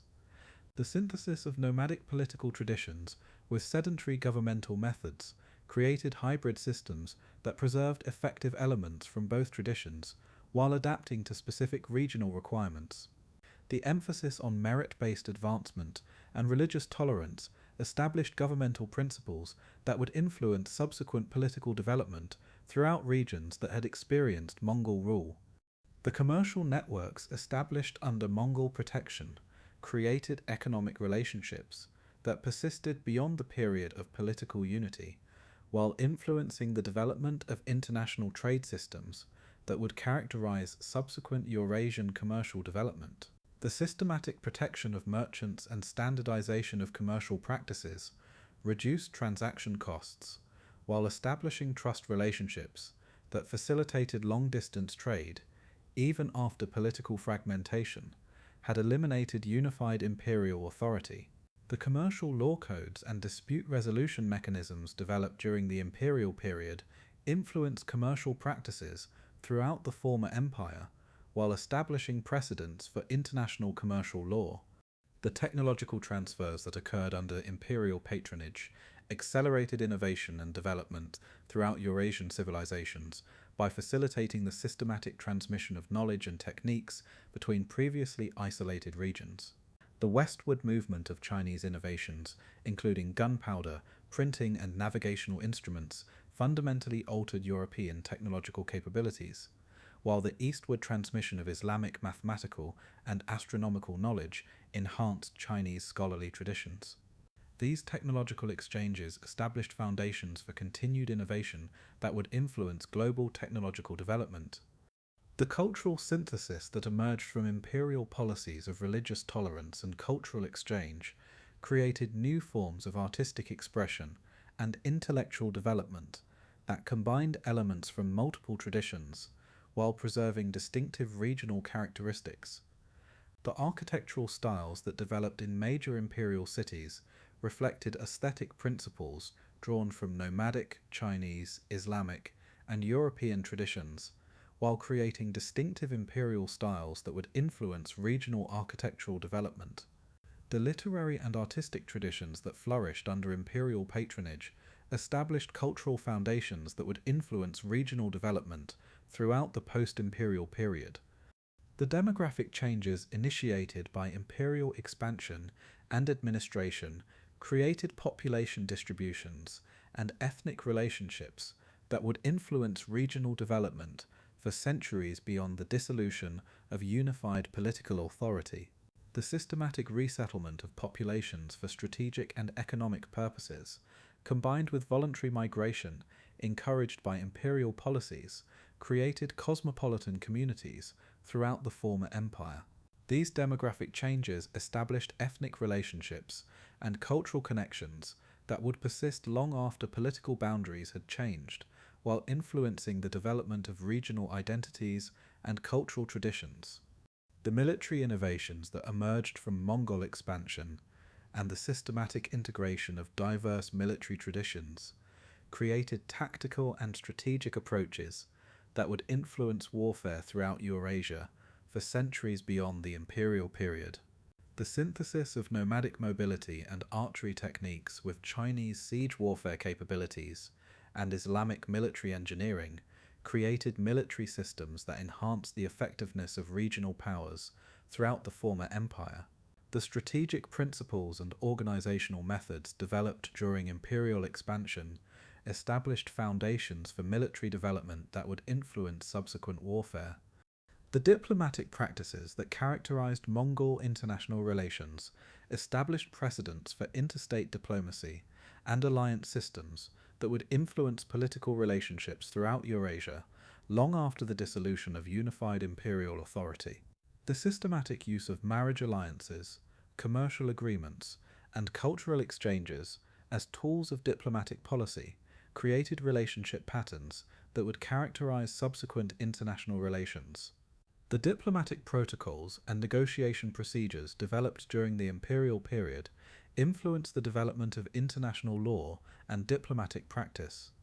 The religious influences that resulted from Mongol policies of tolerance and cultural exchange created lasting changes in the distribution and development of religious traditions throughout Eurasia, while establishing precedents for religious accommodation that would influence subsequent political development. The protection of diverse religious communities under imperial authority facilitated the expansion of various faith traditions while encouraging theological development and scholarly exchange between different religious systems. The religious synthesis that occurred in different regions of the empire influenced both theological development and popular religious practices. The educational and intellectual legacies of imperial administration included both the preservation of classical knowledge traditions and the development of new scholarly approaches that combined insights from multiple cultural sources. The systematic translation projects and scholarly exchanges that occurred under imperial patronage facilitated the preservation and transmission of knowledge while encouraging intellectual innovation that enhanced understanding in fields ranging from medicine and astronomy to philosophy and history. These intellectual developments established foundations for continued scholarly advancement throughout the post-imperial period. The environmental consequences of imperial administration and economic development created ecological changes that influenced regional development patterns while establishing precedents for resource management and environmental policy that would affect subsequent development. The intensification of agricultural production and the systematic exploitation of mineral resources generated wealth that supported imperial administration while creating environmental impacts that influenced local ecosystems and resource availability. These environmental changes established conditions that would influence regional economic and social development. The legal traditions that emerged from the synthesis of Mongol imperial law with regional legal systems created hybrid legal frameworks that influenced governmental development throughout the former empire while establishing precedents for legal pluralism and cultural accommodation within unified political systems. The emphasis on practical effectiveness rather than theoretical consistency in legal administration created flexible approaches to governance that could accommodate diverse cultural traditions while maintaining political unity. These legal innovations influenced the development of legal systems throughout regions that had experienced Mongol rule. The urban development that occurred under imperial administration created city systems and architectural traditions that would influence regional development for centuries beyond the imperial period, while establishing patterns for urban planning and commercial organization that reflected the synthesis of nomadic and sedentary cultural traditions. The construction of major administrative centers like Karakorum and Karbalik established architectural and urban planning precedents that would influence subsequent urban development while creating commercial centers that would continue to serve regional economic functions. The historiographical traditions that emerged from the encounter between Mongol imperial expansion and established literary cultures created new approaches to historical writing that combined nomadic oral traditions with sedentary written historical methods. The synthesis of different historical perspectives and the systematic recording of imperial administrative practices established historical precedents that would influence subsequent historical writing while preserving knowledge about governmental and cultural practices that would otherwise have been lost. The agricultural innovations that resulted from imperial policies of population movement and technological transfer created enhanced productivity and crop diversity that would influence regional agricultural development while establishing foundations for demographic growth and economic expansion that would characterize subsequent development.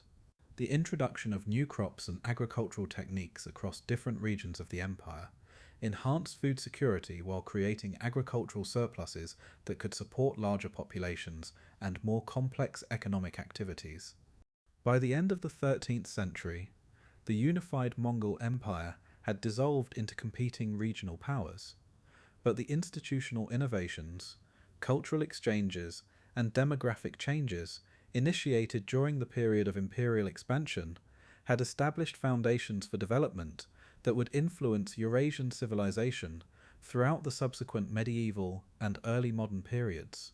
The transformation of nomadic confederation into transcontinental empire and its eventual fragmentation into regional powers demonstrated both the possibilities and limitations of political organization under medieval technological conditions, while creating legacies that would influence global development for centuries to come. The military innovations that emerged from Mongol imperial expansion represented one of the most significant transformations in the history of warfare, creating tactical, strategic, and technological advances that would influence military development throughout Eurasia for centuries beyond the period of unified imperial rule. The systematic integration of diverse military traditions within Mongol armies, combined with continuous adaptation to new opponents and battlefield conditions, produced military capabilities that exceeded anything previously achieved in nomadic warfare, while establishing precedents for combined arms operations that would characterize subsequent military evolution. The composite bow technology that provided the foundation for Mongol military superiority represented the culmination of centuries of steppe weapons development, enhanced through systematic integration of materials and construction techniques learned from conquered civilizations. Archaeological analysis of Mongol composite bows reveals sophisticated understanding of material science, with horn sections providing compression strength, sinew backing supplying tensile resistance, and carefully selected wooden cores offering structural stability. The systematic testing of these weapons by modern researchers has confirmed their exceptional performance characteristics, with draw weights exceeding 160 pounds and effective ranges approaching 400 yards under optimal conditions. The construction techniques required for manufacturing these sophisticated weapons involved specialized knowledge that was carefully guarded and transmitted through master craftsmen who served Mongol armies throughout their expansion period. The selection of materials required intimate knowledge of animal anatomy and seasonal variations in horn and sinew quality, while the seasoning and preparation processes demanded years of experience and careful attention to environmental conditions. The systematic training of craftsmen throughout the empire ensured consistent weapon quality, while creating technological capabilities that enhanced military effectiveness across all theatres of operation. The tactical innovations that accompanied the systematic deployment of composite bow technology created new approaches to battlefield coordination and strategic mobility that revolutionized nomadic warfare, while establishing principles that would influence military development throughout Eurasia.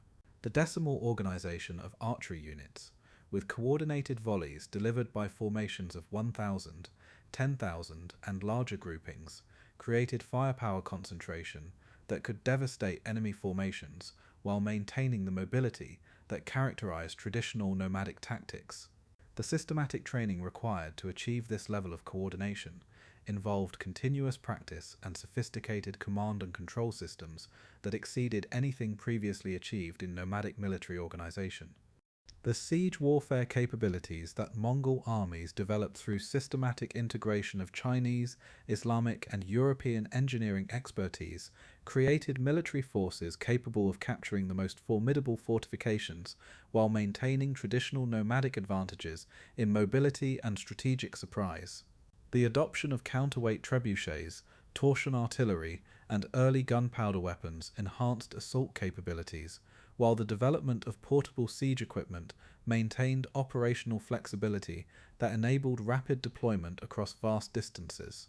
These technological innovations established precedents for combined arms operations that would influence military development throughout the medieval period. The intelligence networks that supported Mongol military operations represented one of the most sophisticated information gathering systems of the medieval period, utilizing merchant networks, diplomatic contacts, and systematic reconnaissance to provide strategic intelligence that enhanced military effectiveness while reducing operational risks. The systematic cultivation of local informants and the establishment of communication systems that could transmit information across continental distances provided strategic advantages that proved decisive in numerous campaigns. These intelligence capabilities established precedents for military intelligence operations that would influence subsequent military development. The logistical systems that enabled Mongol armies to operate effectively across unprecedented distances and diverse geographical conditions created new approaches to military supply and transportation that enhanced operational capabilities while maintaining strategic mobility. The systematic management of horse herds that provided multiple remounts for each warrior enabled sustained operations at distances that exceeded traditional nomadic capabilities, while the development of supply networks that could provision armies during extended campaigns established logistical precedents that would influence subsequent military operations. The medical and veterinary services that supported Mongol military operations represented sophisticated understanding of battlefield medicine and animal care that enhanced military effectiveness while reducing casualty rates during extended campaigns.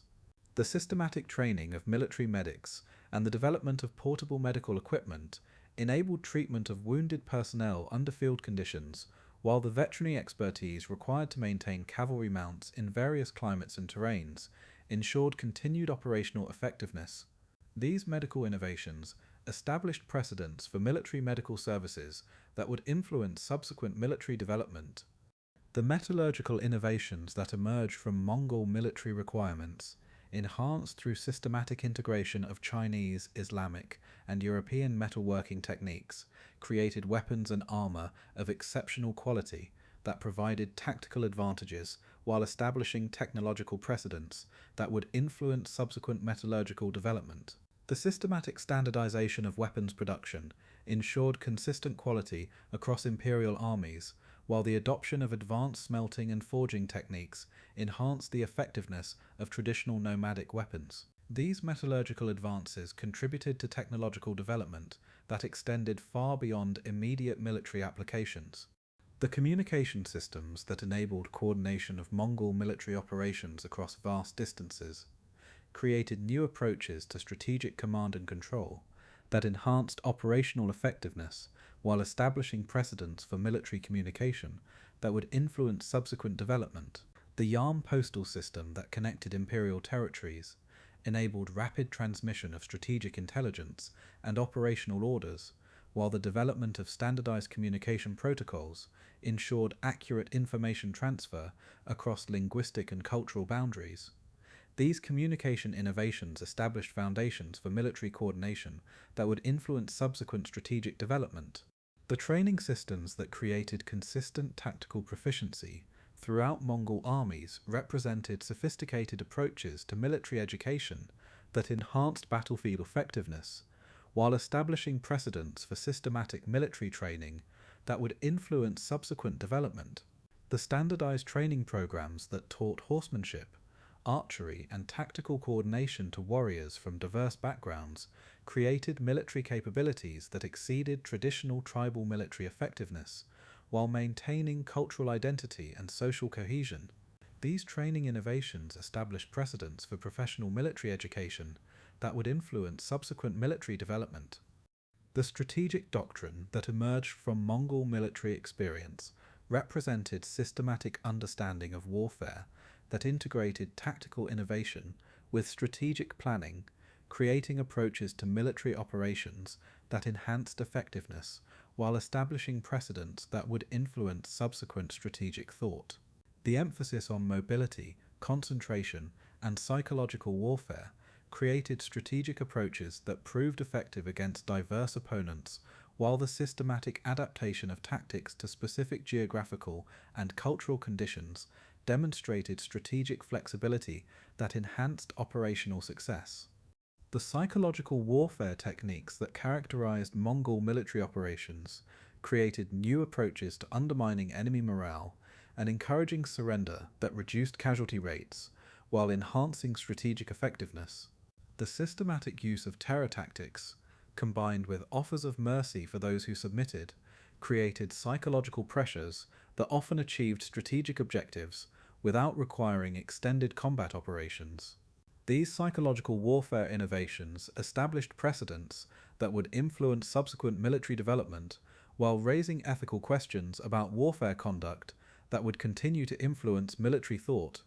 The integration of diverse military traditions within unified Mongol command structures created new approaches to combined arms operations that enhanced battlefield effectiveness while establishing precedents for military cooperation that would influence subsequent development. The systematic coordination of nomadic cavalry, Chinese infantry, Islamic siege specialists, and European auxiliary troops created military capabilities that exceeded the effectiveness of any single military tradition, while demonstrating possibilities for military cooperation that would influence subsequent strategic thought. The technological transfers that resulted from Mongol military operations facilitated the transmission of military innovations across cultural boundaries. accelerating technological development while establishing precedents for technology sharing that would influence subsequent innovation. The westward transmission of Chinese military technologies, including gunpowder weapons and advanced metallurgy, fundamentally altered European military capabilities, while the eastward movement of Islamic and European military techniques enhanced Chinese military effectiveness. These technological exchanges established patterns of innovation transfer that would influence subsequent technological development. The fortification innovations that emerged in response to Mongol siege capabilities created new approaches to defensive architecture that enhanced fortification effectiveness while establishing precedents that would influence subsequent defensive development. The systematic adaptation of existing fortification designs to counter Mongol siege techniques, combined with the development of new defensive innovations, created architectural approaches that enhanced defensive capabilities while demonstrating adaptive responses to military innovation.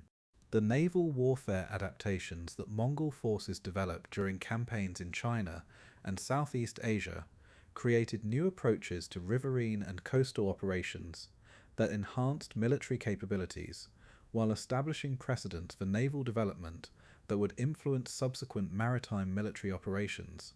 The systematic adaptation of captured vessels and the integration of naval personnel from conquered territories created naval capabilities that enabled effective operations in previously unfamiliar maritime environments, while demonstrating possibilities for military adaptation that would influence subsequent naval development. The impact of Mongol military innovations on European military development created fundamental changes in warfare that would influence medieval and early modern military evolution, while establishing technological foundations for subsequent European military dominance. The adoption of composite bow technology, improved cavalry tactics, and advanced siege techniques enhanced European military effectiveness, while the systematic study of Mongol military methods influenced European strategic thought. These military influences established foundations for European military development that would have global implications during subsequent periods of European expansion. The influence of Mongol military innovations on Islamic military development created new approaches to warfare that enhanced military effectiveness while establishing precedents that would influence subsequent Islamic military evolution. The integration of Mongol tactical methods with traditional Islamic military practices created hybrid military systems that enhanced battlefield effectiveness, while the adoption of Mongol organizational methods improved military administration and coordination. These military influences established foundations for Islamic military development that would influence regional military evolution throughout subsequent centuries. The impact of Mongol military innovations on Chinese military development created lasting changes in warfare approaches that would influence Chinese military evolution throughout subsequent dynastic periods, while establishing technological precedents that would affect global military development. The integration of traditional Chinese military technologies with Mongol tactical innovations created enhanced military capabilities, while the adoption of Mongol organizational methods improved military administration and strategic coordination. These military influences established foundations for Chinese military development that would have regional and global implications. The study of Mongol military innovations provides crucial insights into the processes of military evolution and technological development that characterize periods of intensive military competition, while demonstrating the complex relationships between cultural contact, technological innovation, and military effectiveness. The rise and evolution of Mongol military capabilities illustrates the dynamic interactions between traditional practices and innovative adaptations that determine military success, while creating technological and organizational legacies that transcend immediate political boundaries established through conquest. The military revolution initiated by Mongol expansion fundamentally altered approaches to warfare throughout Eurasia, while establishing technological and organizational precedents that would influence military development for centuries beyond the period of unified imperial rule. The systematic integration of diverse military traditions, the development of advanced weapons and tactics, and the creation of sophisticated organizational structures established foundations for military innovation that would influence subsequent global military evolution, making the Mongol military legacy one of the most significant contributions to the history of warfare and technological development. The fragmentation of the unified Mongol Empire into distinct successor states during the late 13th and early 14th centuries created a complex mosaic of regional powers that maintained various aspects of imperial heritage while adapting to local conditions and developing autonomous political identities.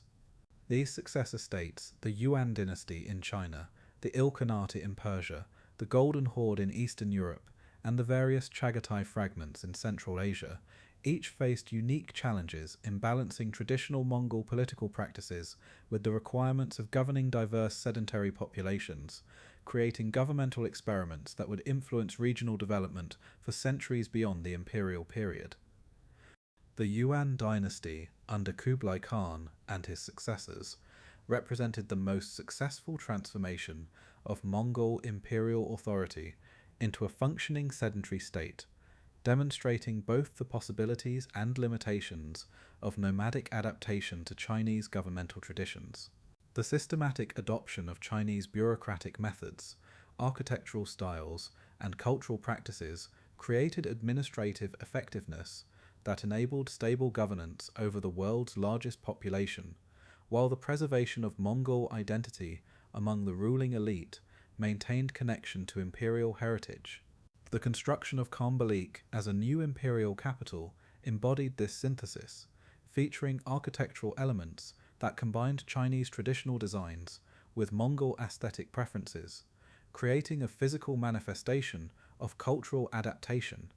The administrative innovations implemented within the Yuan dynasty revealed sophisticated understanding of Chinese governmental methods, combined with Mongol organizational principles that enhanced rather than replaced traditional Chinese bureaucratic effectiveness. The retention of the Chinese examination system for civil service recruitment ensured continuity in administrative expertise, while the appointment of Mongol nobles to key military and supervisory positions maintained imperial political control. The integration of Chinese legal traditions with Mongol customary law created hybrid legal systems that accommodated both Chinese and Mongol cultural practices, while establishing unified governmental authority throughout Chinese territories. The economic policies of the Yuan dynasty demonstrated remarkable innovation in fiscal administration and commercial regulation that enhanced Chinese economic productivity while generating resources necessary for maintaining imperial administration and military forces. The systematic development of paper currency systems, building upon Song dynasty innovations, created monetary systems that facilitated commercial transactions while providing governmental control over monetary policy. The protection of merchant activities and the regulation of trade guilds encouraged commercial development that generated tax revenues while maintaining social stability through economic prosperity. The cultural achievements of the Yuan period reflected the creative synthesis that occurred when Mongol imperial patronage combined with Chinese artistic and intellectual traditions, creating literary and artistic innovations that would influence Chinese cultural development for centuries. The development of Yuan drama, combining Chinese literary traditions with performance styles influenced by Central Asian cultural practices, established theatrical forms that would become fundamental to Chinese cultural expression. The systematic support for Chinese scholars and artists created opportunities for cultural development that preserved traditional Chinese learning, while encouraging innovation that reflected the cosmopolitan character of imperial rule. The religious policies implemented during the Yuan dynasty demonstrated the continued influence of traditional Mongol religious tolerance, while adapting to the specific requirements of governing populations with established religious traditions. The protection of Buddhist, Confucian, and Taoist institutions ensured cultural continuity, while the imperial support for various religious communities created stability that enabled continued spiritual and intellectual development. The systematic translation of Buddhist texts and the support for religious scholarship facilitated cultural exchanges that enriched both Chinese and Central Asian religious traditions. The military organization of the Yuan dynasty revealed the challenges of maintaining Mongol military effectiveness while governing sedentary populations that required different approaches to defense and internal security. The preservation of traditional Mongol cavalry units alongside the development of Chinese-style infantry formations created military forces capable of defending against both nomadic and sedentary opponents while maintaining internal order. The systematic training of Chinese military personnel in Mongol tactical methods, combined with the education of Mongol officers in Chinese military engineering, created hybrid military systems that enhanced defensive capabilities. The Ilkhanate in Persia and Iraq represented a different model of Mongol adaptation that emphasized accommodation to Islamic civilization, while maintaining nomadic political traditions and connections to broader imperial heritage. The gradual conversion of Ilkhanate rulers to Islam, beginning with Ghazan Khan in the early 14th century, created common ground with subject populations, while facilitating the integration of Islamic legal and administrative traditions into governmental structures.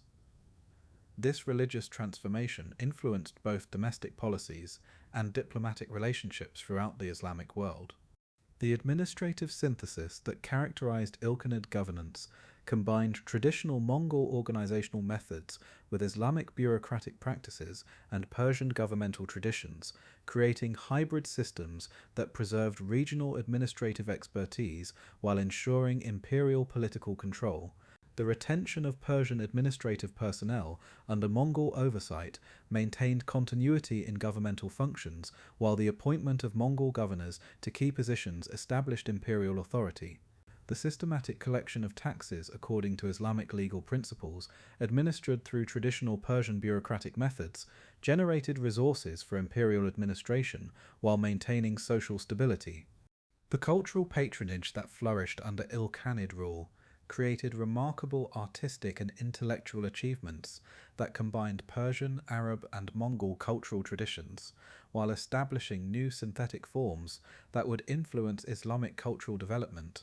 The construction of architectural monuments that incorporated elements from multiple cultural sources, including the distinctive architectural synthesis visible in buildings like the Tomb of Olyeh II in Sultania, established architectural traditions that would influence Islamic architectural development.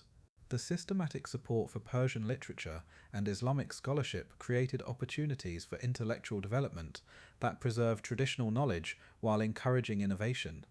The economic policies of the Ilkhanate reflected understanding of both Islamic commercial law and the practical requirements of governing territories that included major commercial centers and agricultural regions, with different economic systems. The systematic protection of trade routes and merchant activities encouraged commercial development that generated customs revenues while facilitating cultural exchanges throughout the Islamic world. The regulation of agricultural production and the systematic development of irrigation systems enhanced productivity while ensuring food security for urban populations. The diplomatic relationships that the Ilkhanate maintained with other Islamic powers and with European Christian states demonstrated sophisticated understanding of regional political dynamics while utilizing Mongol imperial heritage to enhance diplomatic effectiveness. The systematic use of marriage alliances and commercial agreements to strengthen political relationships created stability that enabled continued economic and cultural development, while the maintenance of diplomatic correspondence with other Mongol successor states preserved connections to imperial heritage. The Golden Horde that controlled the Russian steppes and influenced political development throughout Eastern Europe represented the most traditionalist approach to maintaining Mongol political practices, while adapting to regional conditions that included both nomadic and sedentary populations with diverse cultural and religious traditions. The continued emphasis on pastoral nomadism and traditional tribal relationships preserved aspects of original Mongol culture that were being modified elsewhere, but this traditionalism also created limitations in governmental effectiveness and economic development. The political structure of the Golden Horde maintained traditional Mongol organizational methods, while adapting to the requirements of governing Orthodox Christian populations and managing relationships with autonomous Russian principalities that retained internal governmental authority under Mongol oversight. The systematic collection of tribute from Russian princes created revenue sources that supported traditional nomadic lifestyle, while the appointment of Mongol administrators to key positions ensured imperial political control. This indirect rule system preserved Russian cultural and religious autonomy while maintaining Mongol political supremacy. The military organization of the Golden Horde preserved traditional Mongol cavalry techniques while incorporating military innovations learned through contact with Russian and European opponents, creating military forces that remained effective against both nomadic and sedentary enemies. The systematic recruitment of auxiliary troops from subject populations enhanced military capabilities while creating loyalty bonds that strengthened political control. The continued emphasis on mobility and traditional nomadic tactics maintained military advantages while limiting effectiveness against heavily fortified positions. The economic foundations of Golden Horde authority rested on traditional pastoral nomadism, supplemented by tribute collection from sedentary populations and customs revenues from commercial activities along trade routes connecting Europe with Asia. The systematic protection of merchant activities encouraged commercial development, while the regulation of pastoral activities ensured continued productivity of traditional economic systems. This economic approach preserved nomadic lifestyle while generating resources necessary for maintaining governmental authority. The religious policies of the Golden Horde demonstrated traditional Mongol tolerance while adapting to the specific challenges of governing Orthodox Christian populations, with established religious institutions and practices. The protection of Russian Orthodox churches and the recognition of ecclesiastical authority created stability that enabled continued religious development while ensuring political loyalty. The eventual conversion of Golden Horde rulers to Islam created new religious identities that influenced both internal policies and diplomatic relationships throughout the Islamic world.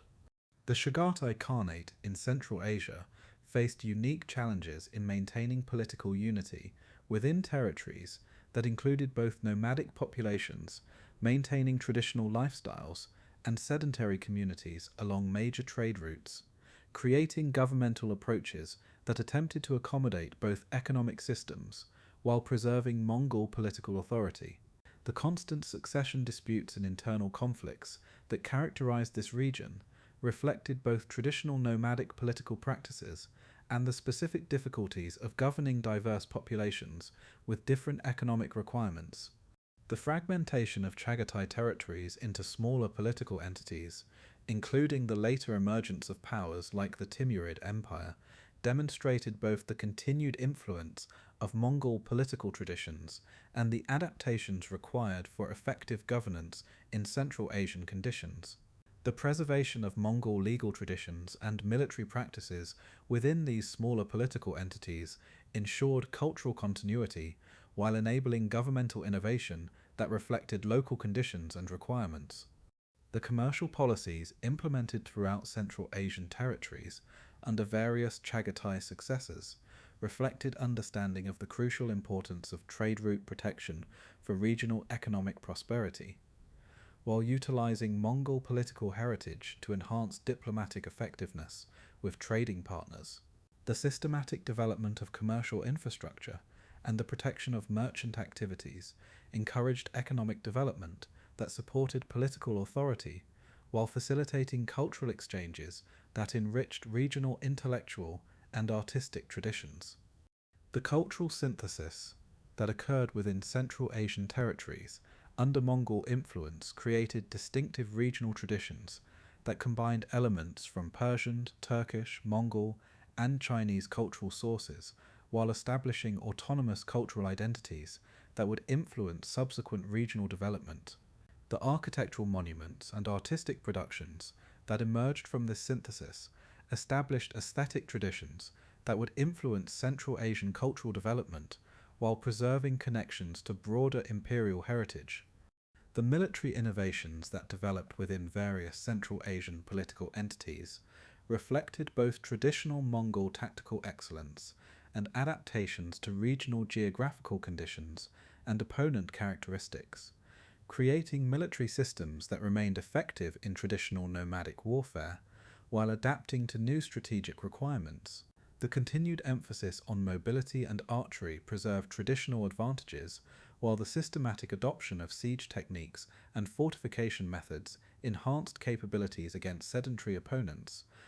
The gradual transformation of these successor states throughout the 14th and 15th centuries revealed both the enduring influence of Mongol imperial heritage and the adaptative capacity of nomadic political traditions when confronting changing regional conditions and new strategic challenges. The Yuan dynasty's eventual replacement by the Ming dynasty in China demonstrated the limitations of nomadic adaptation to sedentary governmental requirements, while establishing precedents for cultural synthesis that would influence Chinese development. The transformation of the Ilkhanate into various Persian and Iraqi political entities revealed the successful integration of Mongol political methods with Islamic governmental traditions, while creating regional powers that would influence Middle Eastern development.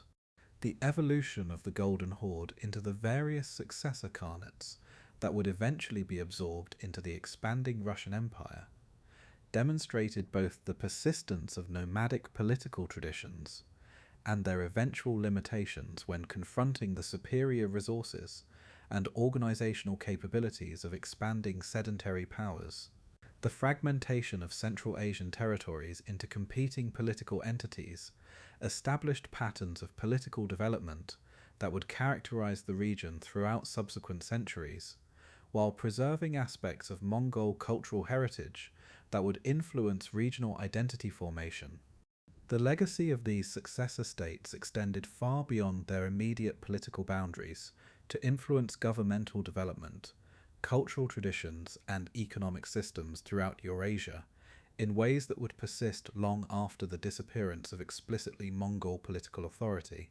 The governmental innovations, cultural syntheses, and economic adaptations that emerged from the encounter between Mongol imperial traditions and regional requirements established foundations for development that would influence subsequent historical trajectories throughout the territories that had experienced Mongol rule.